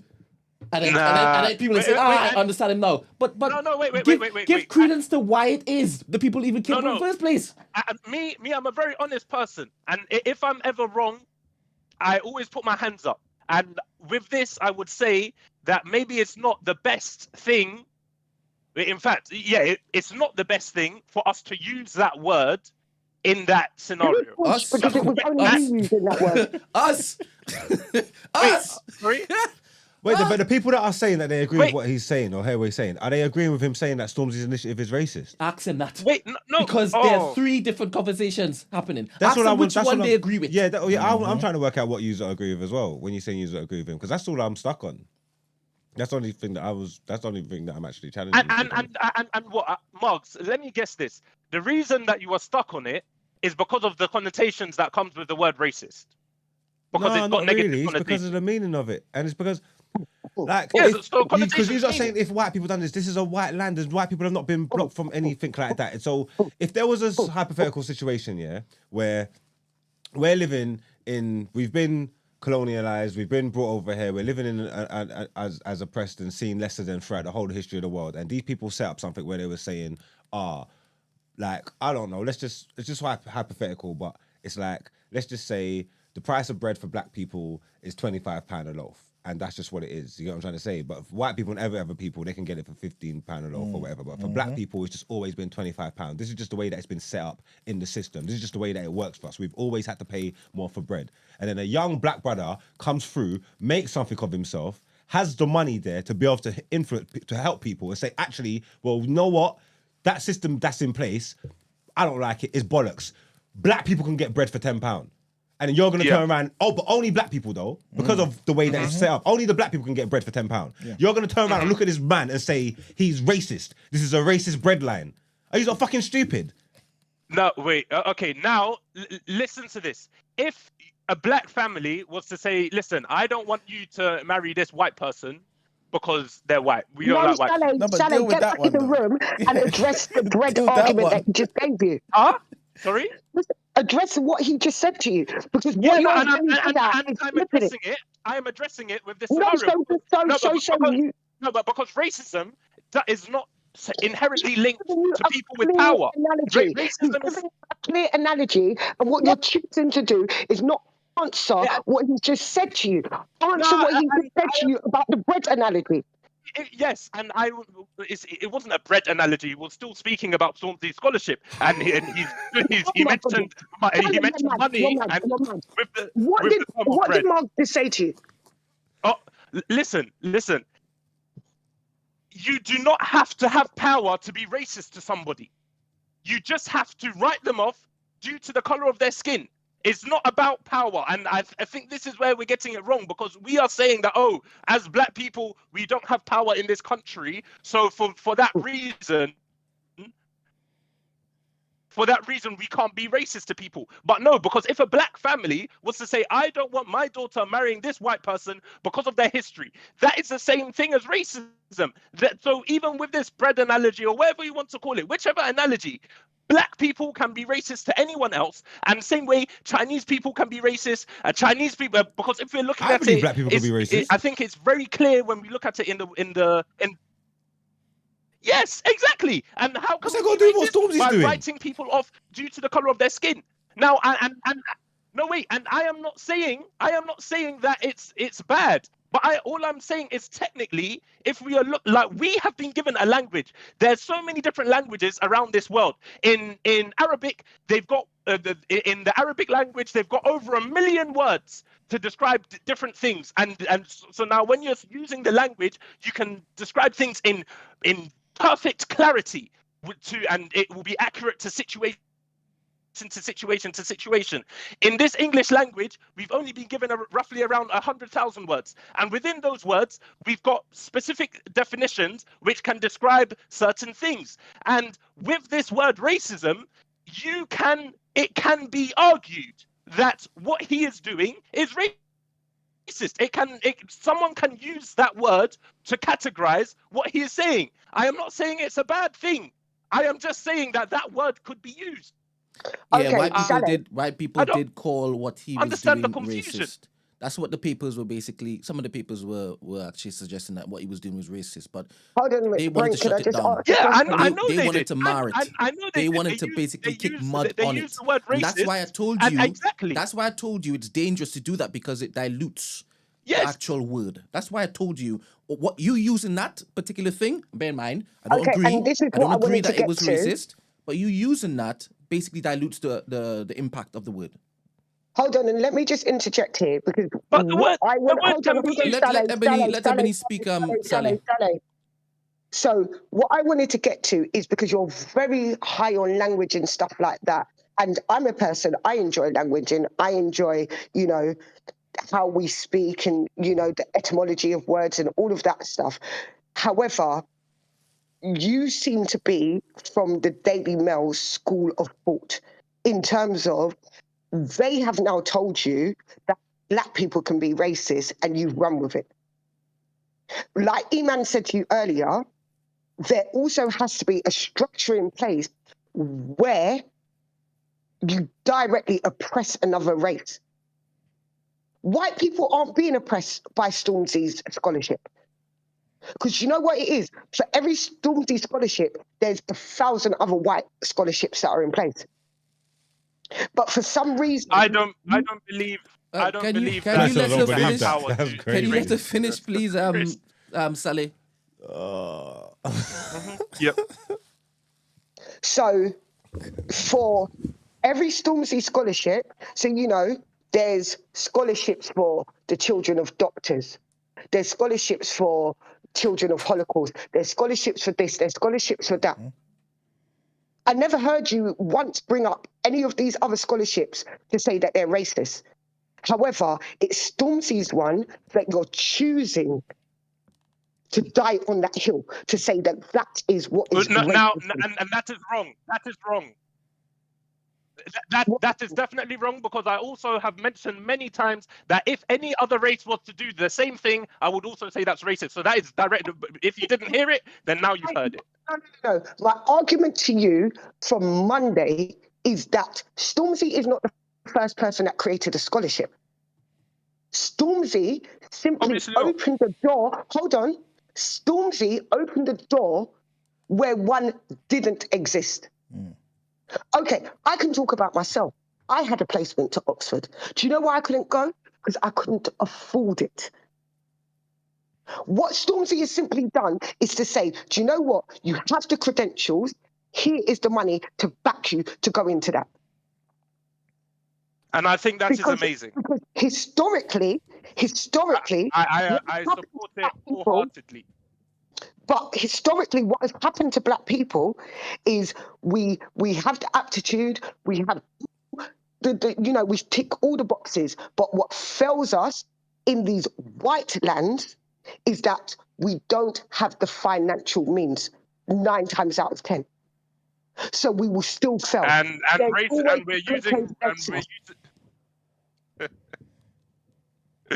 I still don't understand.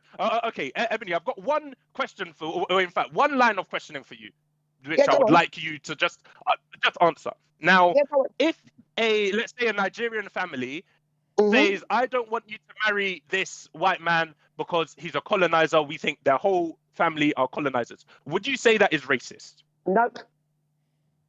I would say they're justified. Okay.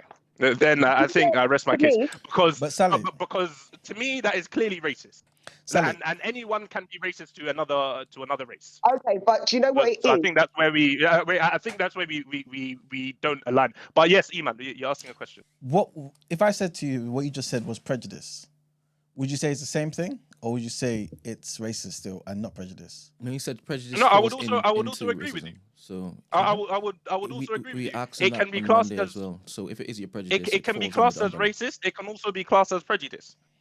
Okay, so in that case, And like I said, the two things can overlap sometimes. But and like I said, we've got limited words to describe things that happen around us, and both of those words could be used. so you don't feel as though racism in any way kind of speaks to societal sort of issues.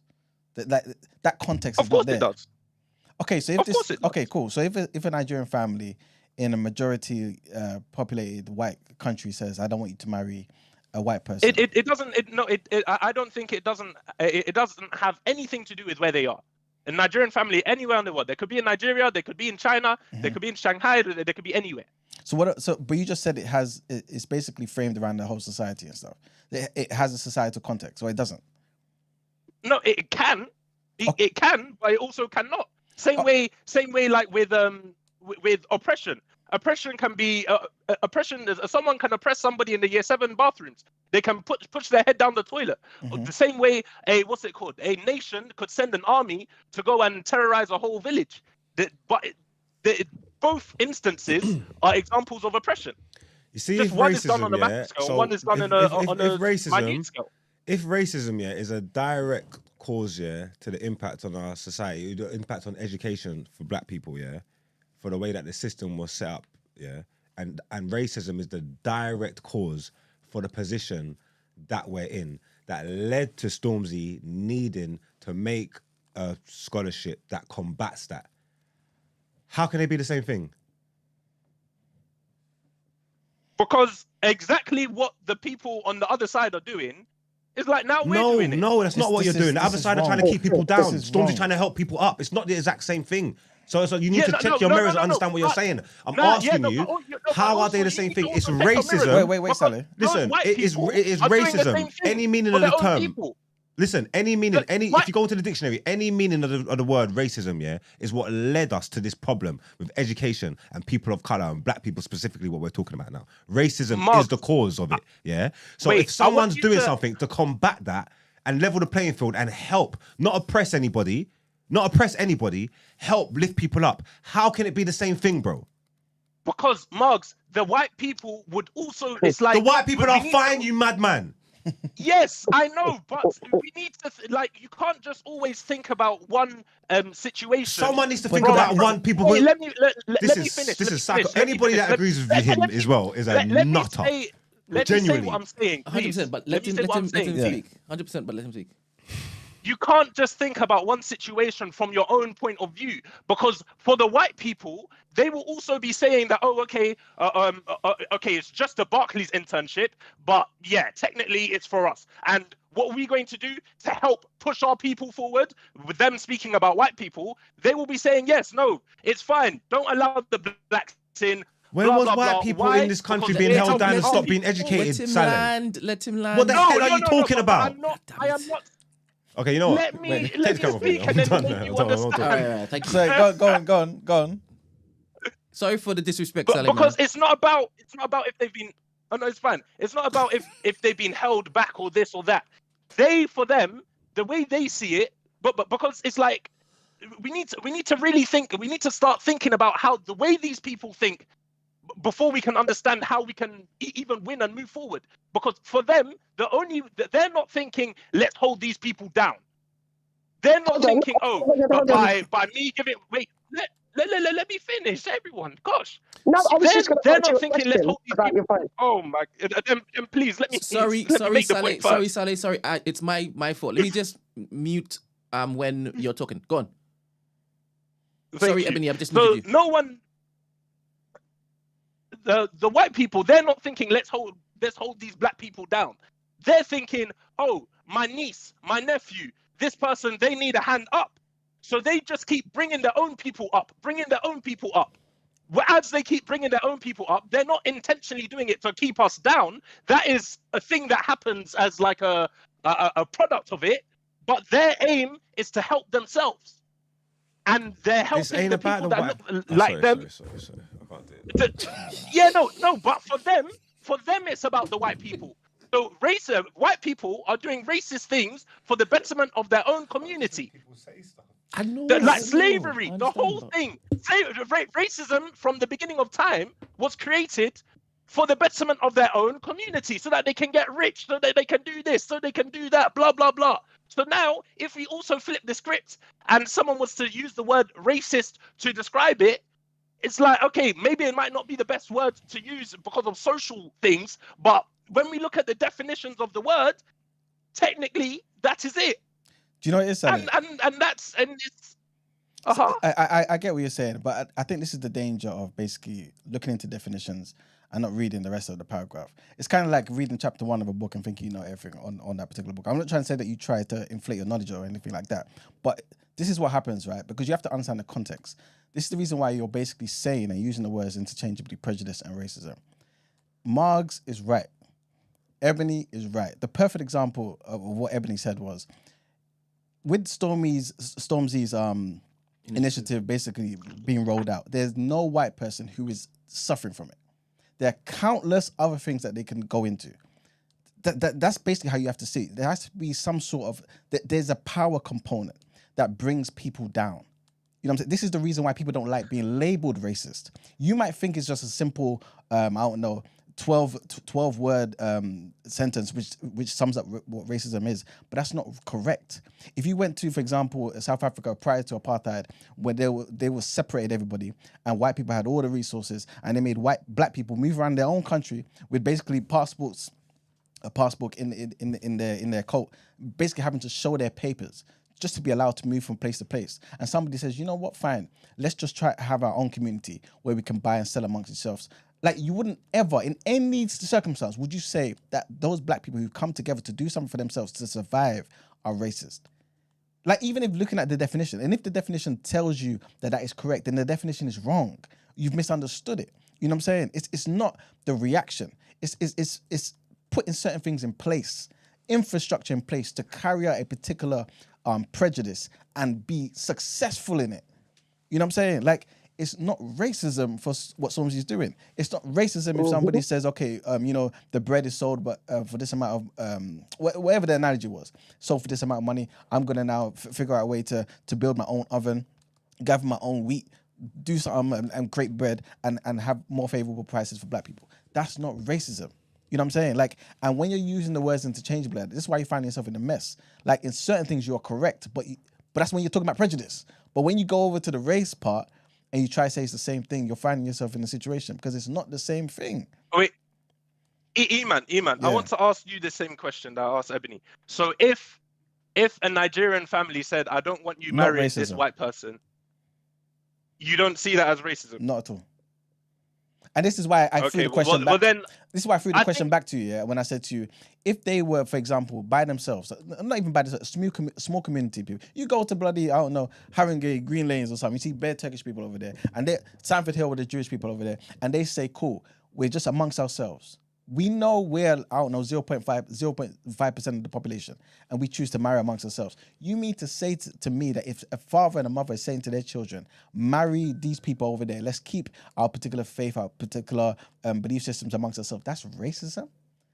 That's racism? Wait, no. Like, Now, there's plenty of other words in the dictionary that you can use. No. Because I've even Eman, used that Eman, example Eman, before that- of a this white is- girl whose her parent, her mum No. was saying to her like, basically, they're obviously they're white in it versus there. She started dating black and all that. Like she's saying that her whole time from she's been a daughter, from she's been a little girl, then when she had a daughter, she envisioned her granddaughter looking like her. I'm blonde, very, very rare. You're blonde. That's when I was envisioning my granddaughter. That's what I saw in it. You know what I'm trying to say? She don't have an issue with it, but now she's not gonna have that because you only date black men. Yeah. You know what I'm trying to say? Her expressing that or wanting her child to keep her blood, I don't think that's racist. I don't think that. I don't think that's racist. Now- Like everybody, how can? Like, why is that racist?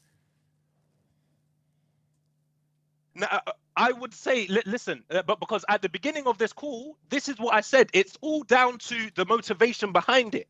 And I literally said this at the start of the call, that if you just like somebody because you like their skin color, you like the way they look, you like their hair, you like their height, you like their structure, everything, if that's what's drawing you there, then that is definitely not racist. But then But Saleh, now when you start saying that the reason You don't when have you to start do all saying this that the to reason love that white you gal. You know, are you can going to unapologetically love white things. You know, and no one can't tell you nothing, Saleh. I'm telling you that. thank Huh? you, Marg. Huh? Margs, hold on a minute. Can wait, I wait, just wait, wait. interject No, here? no, no, Can no I one's just talking about anyone like white girl. Wait, and I was still making my point, because I said the first part, which is if you only like that race because that is just what you like, then there's nothing racist about that. But when you start saying, and we actually need to like, you can never understand where you're going until you understand where you come from. And history, we need to study history, because these things are very important. Because if we allow things and like maybe just because of our emotions and we're hurt, then we start moving towards doing the exact same actions that our oppressors have done to us, and we start trying to adopt their stuff. Wait, let me finish, please. I beg You of can Sorry, you. finish, sorry, but Saleh. what Sorry, you're Saleh. Sorry, Ebony, I've muted you again. Sorry, finish, please, Saleh. I hope it is that your Thank mind you. hasn't We need to drifted past the understand. point. Go on. We need to understand where we've come from in terms of the history of the world, because this is why it's very important for us to study things like the Holocaust and all these things, because like now it's like the way you guys are talking is almost as if you would be very happy for the roles to reverse, and pain on You know, we anyone lived is out the never a roles good reversed, thing. innit? Let him Like we need finish. to we need We keep saying history is yeah, important. the It's like pain you on don't, anyone is finish. never it a doesn't good know thing. the history of the world, Like, though. no, God damn it! How can I because mute Margs' no, mic? yeah, This no, guy, I can't listen to we people also just need to talking understand. nonsense. Put AirPods on. No, we Yeah, also yeah, need to let's let him understand. It's finish. like Go if on. you were to go to if you were to go to an early KKK meeting, I'm sure the exact same things that you were saying right now about, oh yeah, no, white people, we are within our right. If we say we don't want our daughters to marry no fucking niggas, that's within our right. That's fine. That's not racist. Well, first of all, it is within our right. You can marry whoever the hell you want. But once you start saying that, like, it's racist, and these are how these things started, and then slowly they progress into something more, and then before you know it, people are getting lynched in trees. What? Saleh. This is why you're a motivational speaker. You can reach for anything, goddammit. But this is what the problem is with the world. This is literally what the problem is in the world, and this is why we're in this position. You get me? Everybody's got different opinions and different mindsets, and some of them are absolutely trash and so stupid. And some people that's got huge influence in the world share some of these stupid sentiments. This is literally why we're so screwed. Because this is mad. And this is why I don't like when it is other people who are more reasonable would say he's right when this is what he's spouting. Do you understand? Literally, but there's no hope. Because There's no hope. he sees the new black as racist. Wait, but we need to remember, I am not saying that the word racist is necessarily a bad thing. Or Again, it can be this This is a problem. This is his problem. Wait, Saleh, 2024, man. Good racism. I hear it. yeah, Saleh, you have to look into racism properly, man, and like don't just no, like no, Google- but then within the same call, I've also admitted that yes, after the last podcast, I had a conversation with Brent, and I understand that maybe the word racism is not the best word to use No, in but these scenarios. you're Then doing that stop now. using It it. lessens. Oh my gosh, let me. No, It lessens Saleh, the No, but what she you're did. doing She is- did. She No, was you've patient for got a a long lot of while, to be honest. gentlemen. So I'm gonna mute you now, Saleh. Go on, Ebony. Thank you. Because what Saleh's got right now, he's got a lot of vim. And I'm not understanding, because he didn't have so much vim the other day, on Monday. He didn't have as much vim as what he's got now. And what I don't understand is why he is caping for this opinion that he has.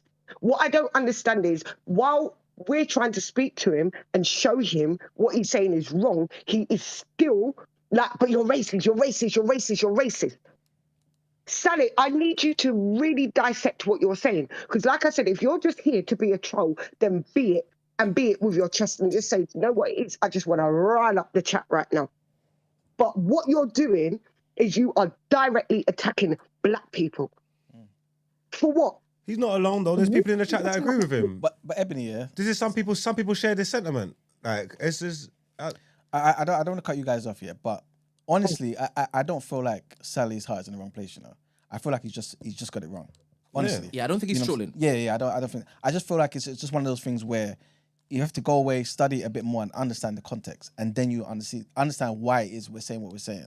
You know what I'm saying? No, so where I'm coming from, sorry to cut you, E-Man. Where I'm coming from, E-Man and Margs, yeah, is I definitely believe that it's trolling.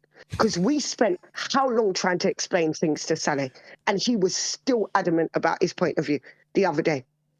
My first point of call wasn't just saying, oh, I see white people as colonizers. I said I'm with a black man because I want my genealogy to look like me. I don't see that as racist. And I don't even see it as when white people do it as racist. I don't see it as when an Indian person does it as racist. I don't see it as any race doing it as racist. But Saleh is vehemently deciding the fact that it's racist if a black person wants to be with a black person. Like what Mark said, if you want to be with your milk of magnesia, be there and enjoy it, King. But what you're not going to do is flip it around and say, if we don't want to be on his side, if we don't want to swirl in the pool, then we're racist. That's what I'm not agreeing with Saleh on. And everything that he comes with, he only has vim for black people. Anything that black people do, it's racist. And there's something that we need to unpack. You need to stop saying I've got energy for black people, because this is not, it's nothing to do with energy for black people or anything. Like, it's the way I see it is very simple. Like in India, they've got the caste system. So people within their society, they're divided amongst castes. Now, if you were to say to someone, or if you had a daughter and you said, okay, I only want you to marry this person because all the other castes are dead, you can't marry someone from a lower caste, what is that going to fall into, that action? It's going to be casteist. It's like you are following the caste system. It's colorism. Yes, and colorism as well. Yeah, well, it's not necessarily specifically colorism, because I'm sure that, I don't know the full ins and outs of how it works, but I'm sure it's the marriage, it's the family that, let me finish, because I was very silent and I waited a couple seconds when you finished. So please give me the same benefit, please.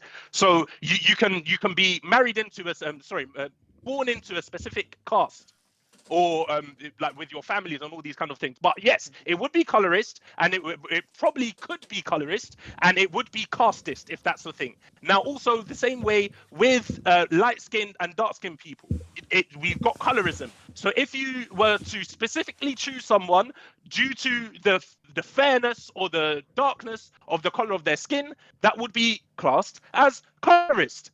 Because why? You are going for the shade of their skin, and you're using that as a decisionary factor to make your decision. So now, same way, if we extrapolate and we're now talking about race, and someone is only specifically going, in fact, no, first of all, for the first two things that I've just mentioned now, do we agree with what I've said, or do we disagree?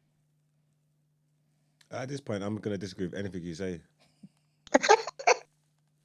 To be honest, okay, well, but then this is a podcast. I'm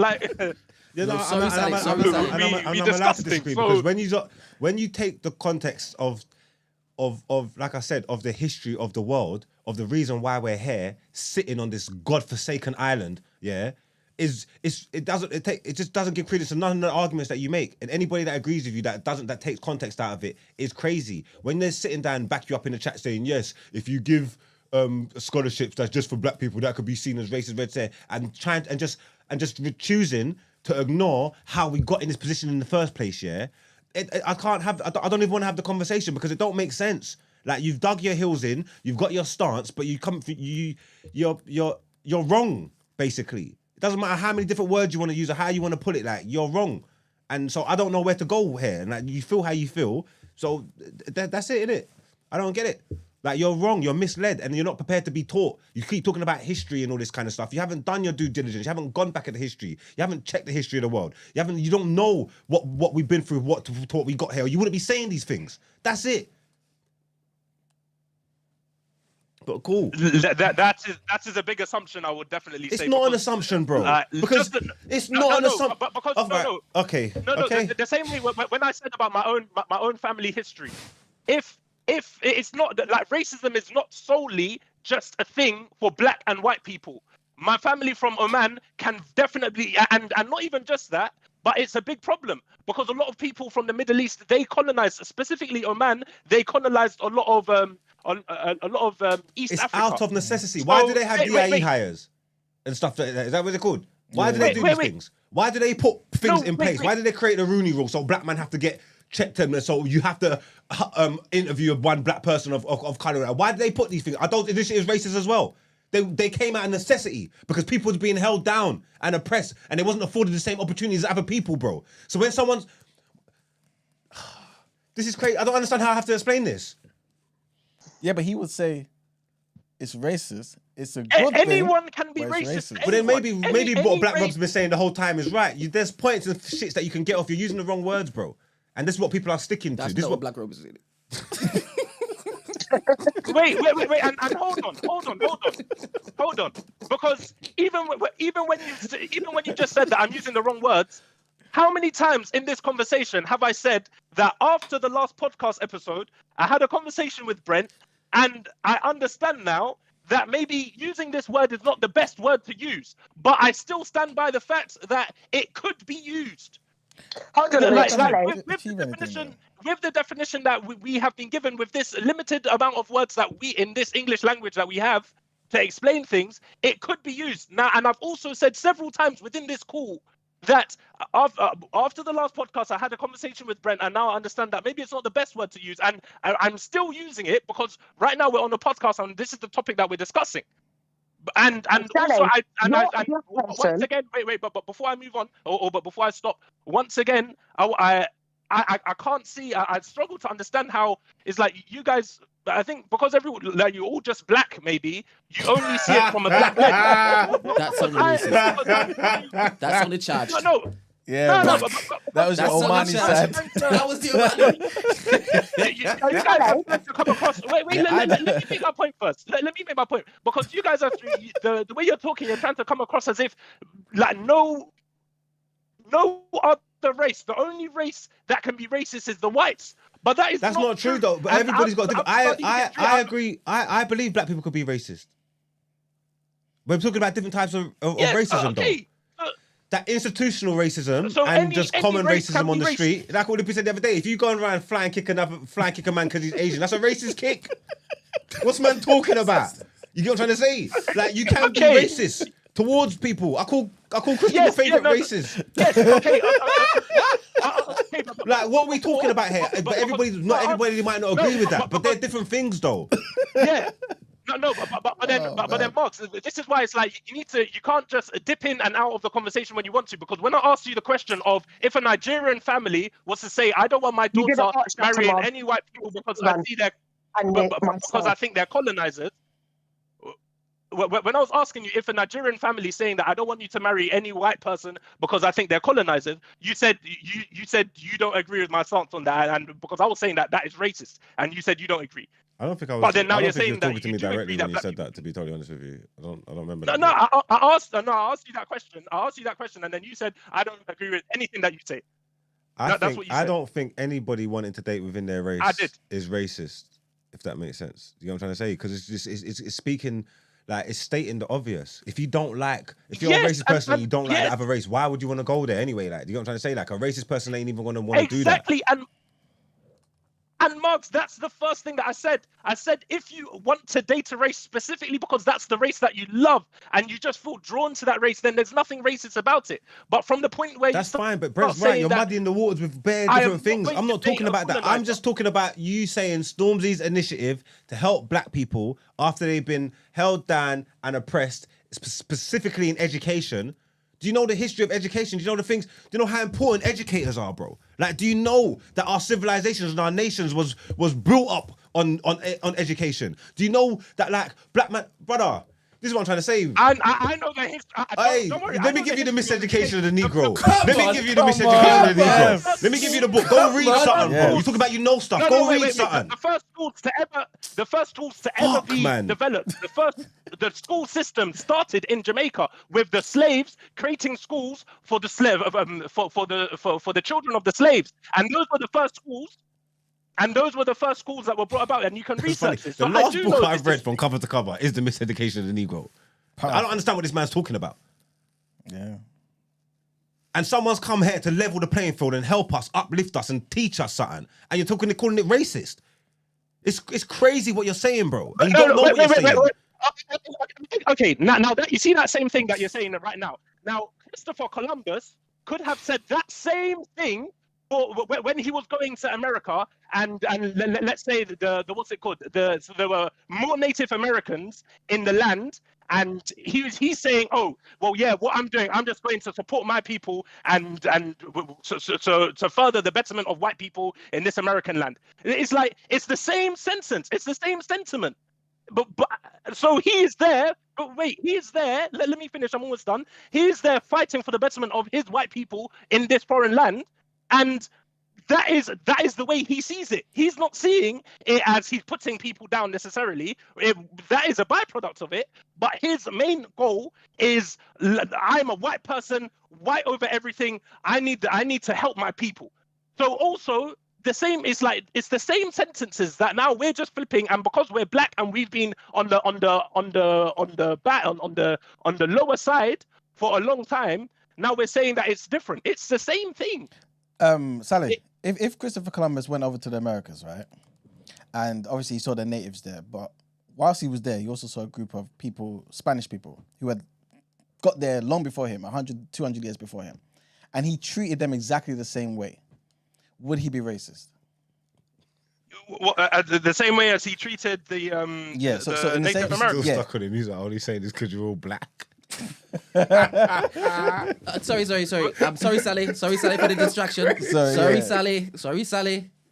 Mixed race. Wait, so if he treated the Spanish people the same way he treated the Native Americans, Yeah, so he went to the Americas, found out Yeah. that he wasn't the first one there. I mean, he wasn't the first one there anyway. But let's just say he Yeah, thought of he was course. there. And then he Yeah. found out there were a group of Spanish people there, had their own community, who had been there 200 years prior to him.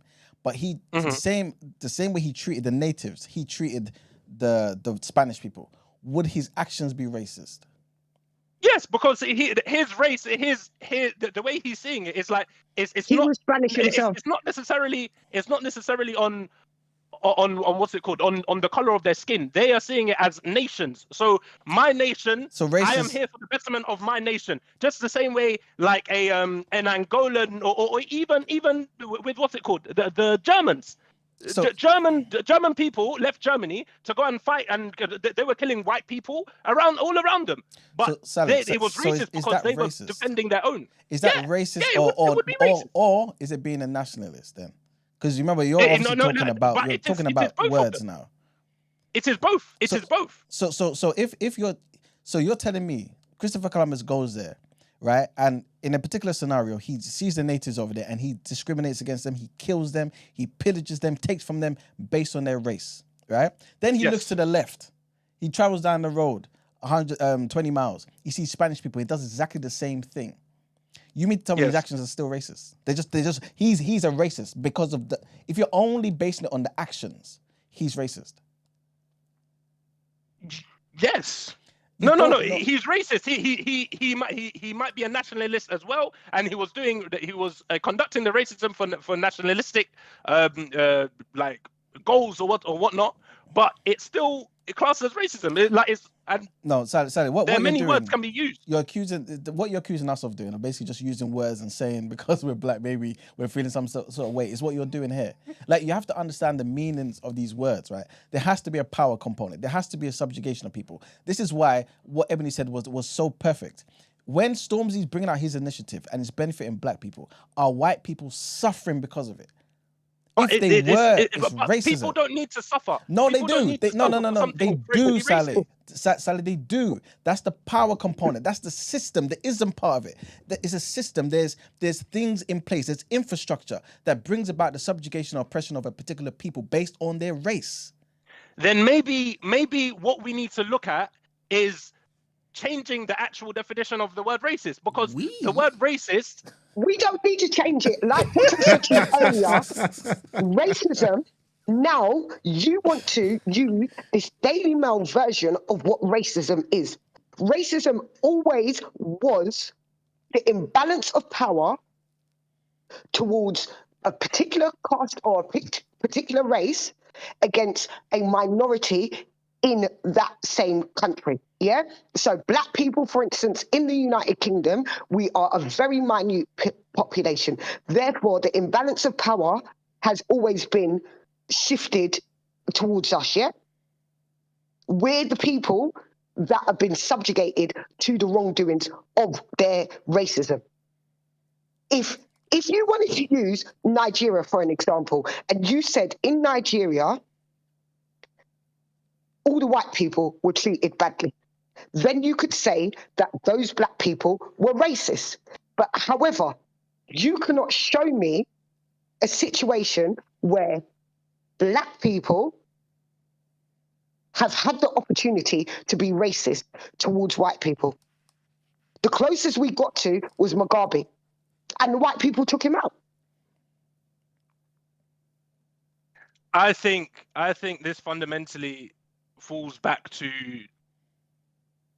us, the way we see, or our two arguments, that our definition of the word racism. Because I personally think, and if I was to go and I was to treat someone in a specific way due to the color of their skin, that is racist. So, Okay, and it has nothing. It has nothing to do with if I've got power over them or not. Race. Show me an example where black people have been openly racist towards another race. I just gave you an example. A Nigerian family or any African family saying, "You will not marry this white man because these people are colonizers." That is racist. Okay, you're showing me. That's one example. You just asked me to show you one example. That's one example. No. You're giving me a personal analogy, should I say. But what I want you to show me is that the structure that has been put in place over years where a black system is racist towards another race. Because I've said it.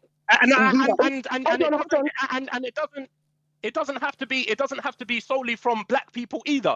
And I will say another example. In the Middle East, in the UAE, they've got first-class citizens and second-class citizens. First-class citizens, you can only be a first-class citizen if both your mother and your father come from the UAE. Now, those first-class citizens, they are afforded many specific benefits within their country. That even if you go, you get married. Wait, let me finish, please. Now, even if you go and you get married to whoever you want, there's no way you in your lifetime can ever become a first-class citizen in the UAE. Now, these people, they're getting many, like, it's ridiculous. They've got oil money. Now, them discriminating against the second-class citizens is racist. Just the same way in Israel now. If a Palestinian in Israel goes and commits a crime, and an Israeli goes and commits a crime, they get different sentences. Why? Due to their race. These are examples of racism. It doesn't just always have to be within white and black and white. There's so many examples of other nations that are committing things against other people, and they're suppressing and blah, blah, blah. They're treating people differently. Yeah, they're treating people differently because of their race. And the way I see it, any instance where one person treats another person or another group differently due to the pigment of their skin, I see it as racist. Okay, so I agree with you in terms of like the Palestinian stuff and all of that stuff. I can say that you've made a good point there. But I asked you a clear question. Show me an example where black people have the advantage of being racist. Because we need to bring it back down to what you said about Stormzy. So show me. No, but why does it? But my question to you this is your last comment, Saleh. When you finish talking, I'm then going to mute you, and then when everybody finishes talking, I'm then going to mute her, and then we're going to wrap the show up because I have to go. Yeah, that's fine. Okay, right. Okay, that's fine. And my question, I would answer that by saying, why does it have to be black people? We are getting too cooped up into this black argument. Like we are looking at the term of racism and what is racist, because I've just given you examples of Israelis being racist to Palestinians, of Middle Eastern people even being racist amongst themselves towards different members in their caste system. Racism doesn't just have to be like, just because black people recently and I do say recently because in history there were times in Egypt where other people were slaves to black people, etc. But in recent times, just because black people have not benefited Saleh, from racism does not mean. Saleh, let's take this away from black people for a second, because you brought up Israel and Palestine, yeah? So you've seen that Palestine's been decimated, so much homes have been lost and all these kind of things, yeah? If there was someone in Israel or a Palestinian guy that was on the Israel side or whatever it may be, or whatever, but he was creating homes and he said these homes are just for Palestinians, would he be racist? Yeah. Now I will answer that question with the exact same with an analogy, or not even an analogy, but an example from the other side. Because right now in this current point in time, you will most probably say that, oh no, it's not racist, but and that is because right now they're losing in this war, in this battle for against. In fact, I wouldn't even call it a war, in this battle against oppression that they're in. Now, but the same sentence, because there needs to be one rule for all. We are all humans, we're all equal on this planet. Because if a Palestinian can't say that, then that also means that or if you're going to say, like, right now, Israeli people are literally saying that same sentence. They're literally building homes, they're kicking people out of their homes, and they're saying, this is our land, it's only for us. See, and you mentioned depression again. You mentioned kicking people out of the house. No, the Palestinian example that I gave, you never kicked no one out no yard. So what are you talking about? Stop being stupid, bro.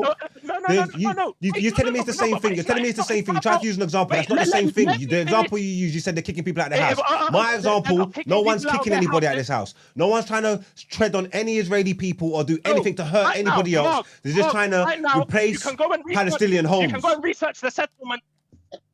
You can go and research the settlements that are currently growing and expanding in Palestine right now. So stop doing this. Land. Answer the question I asked you, because you gave the example you gave me is not right. The example you gave me doesn't match what I said to you. I said to you, these people's houses, you've seen that they're being destroyed. So if somebody wanted to make houses that was just for Palestinians, would they be racist? You said yes. And then you said it's the same on the other side, because these Israeli people are kicking people out of their homes. Right? That's a totally different thing. I never told you about no one kicking no one out of no homes. So you can't compare the same thing. They're not the same thing. Okay. Let's withdraw the kicking people out part. If Israeli people started building houses and they said these are Israeli houses, these are only for Israelis, and that's exactly what they're doing with these settlements, by the way, because you can research the settlements. It's currently happening, and it's against their war crimes. Then it's not the same thing. My example wasn't no war crime, bro. So Saleh, when Israel Saleh, when Israel's building and doing the occupation, building all these settlements and stuff like this, are Palestinians losing out? Of course they are. Okay, is there a disenfranchisement of Palestinians there? Are they taken from Palestinians? Are Palestinians suffering because of these settlements that are continually being built that you just mentioned? Of course. In Margs' example, where this is occurring, and Palestinians are over there to the left, somewhere in Gaza, and they're saying, let's build houses for ourselves because we don't have any. And we could consistently and continually see that there's infringement on our land and Israelis continue to build. Are the Palestinians being racist for building only for themselves? And this comes back to what I said at the very beginning of the call. It should be a yes or no based on the way you've explained and stuff. I'm going to put my explanation before my answer. Okay, go on. Because at the very beginning of this call, I said the motivation behind the reason why you're doing something will classify if it's racist or not. Okay. So with the example of someone just saying, I only love black people because I love their skin, I love their hair, I love blah, blah, blah. Just deal with what I gave you. That is not racist. No, wait. Wait. Let me finish. I'm so close there. So I said the motivation behind it. So if someone said that I just love the color of their skin, I just want to be, I love the color of their hair, blah blah blah. That is not racist. So in this same example, if somebody just took themselves away from everything and said, "Yeah, you know what? We're just going to build our little settlement here away from everyone, and just because we just want to be here by ourselves, that would not be racist." No. Okay, cool. But they're not doing it just because. They're doing it because over there, when they open their eyes and look to the left, they can see the Israelis are taking their land. There's an infringement on their land. They're building more settlements. They are saying, plus the bombing, we don't have nowhere to live. We are doing this in response to what's happening. Are they racist? No, I just said that. No. Okay, cool. And it's because of the motivation. The motivation behind them wanting to go and do that is because they just want to live a peaceful life. So how on earth could so my Stormzy's thing be racist? I don't understand. Okay, that's what I'm His How? motivation is, I just want to give black people How? the chance to be educated. Exactly. Because they don't have. Because continually they're being disenfranchised and other people are building their own institutions to benefit their people. Stormzy sees that we need something. How is that racist, Saleh? Yes. Final word. Because this is where we need to be very careful, because at the same time, these things can easily slip over. 70 years ago. Let's think about this, because 70 years ago in 10 Israel, if we're seconds. using the Israel-Palestine example. Please let me just finish this sorry. point, because I have to go. I will lock this it's off very important that I need midstream. to wait, but please let me just finish very quick. So 70 years ago, there was no Israel. And then now, what's it called? The British and the Americans, they funded 1 million people to go and start living in Israel. Now, these people, at the early stages, I'm sure these were the arguments that they started going with. That, oh yeah, it's fine, like it's just for the betterment of our people, blah blah blah. We need to be very careful, because these other, it's like we start using these words, and then from that things develop, and then before you know it, now we've got massive terrorist groups and people like the IDF, which are literally suppressing people. And they all started with saying sentiments like, we're doing it just for the betterment of our people. Now, the betterment of our people is always a good thing, but we just need to be very clear. We need to be very clear, but because history has the tendency to repeat itself, especially when we forget history.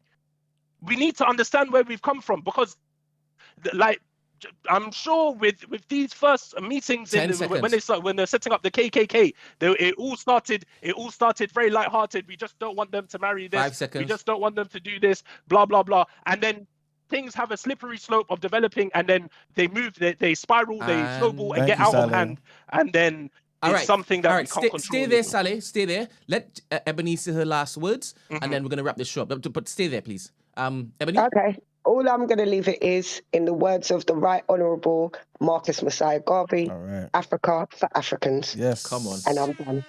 Thank you very much. Saleh, just before you leave, and thank you very much for contributing to this fantastic, entertaining piece of discourse. I really appreciate you.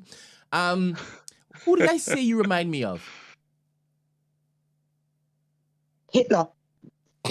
Wait, no. Bye, Ebony. No, remember I said the tactic in which is you use to basically debate, right? Who did I say it reminded me of? Yesterday. I can't remember. Yeah, I know your memory is just what jaded. Did you say? I said he was Emmanuel. Oh yes. You know that. Thank you very much, Saleh. Please come again. Bye-bye. If that's the case, God. Saleh, no disrespect. If that's the case, you would be Adrian Broner, and I would be Mayweather. I stay undefeated. Listen to Saleh. Have a nice day. All right, cool. Wrap up, please. That was an interesting discourse.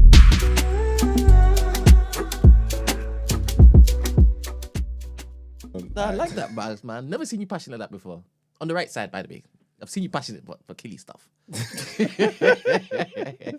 Go on. All right, people. So it's been an amazing show, man. Thank you for tuning in. Today we spoke about the MPs who are speaking out against the proposal to ban first cousin marriages. We spoke about the suspect in the CEO's killing and how he's fighting extradition to New York. He wants to stay in Pennsylvania. And we also spoke about the prison system being under strain and how the Tories didn't reach their objectives, but the Labour Party, they obviously aim to do so. We also spoke about how Ghana's former president, John Mahama, has won a landslide victory, man. And he's back in power. And we spoke about the Maori tribes who have made a rare plea to King Charles for intervention in New Zealand politics, man. They feel as though certain laws that have been put in place for a long time will be overturned. Trigger warning as well. We also spoke about the stepdad who was found guilty of murdering a toddler.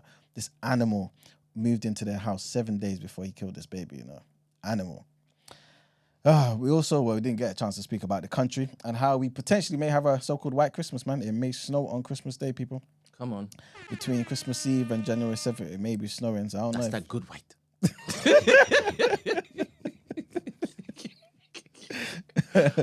Also, well, again, we did get to talk about the Ethnicity Pay Gap Summit 2025 and how it's going to be returning in February for its second year and how that will raise awareness about the pay gap between some Black, Asian and minority ethnic employees and their white counterparts in the United Kingdom, which I'm sure Saleh will say is racism.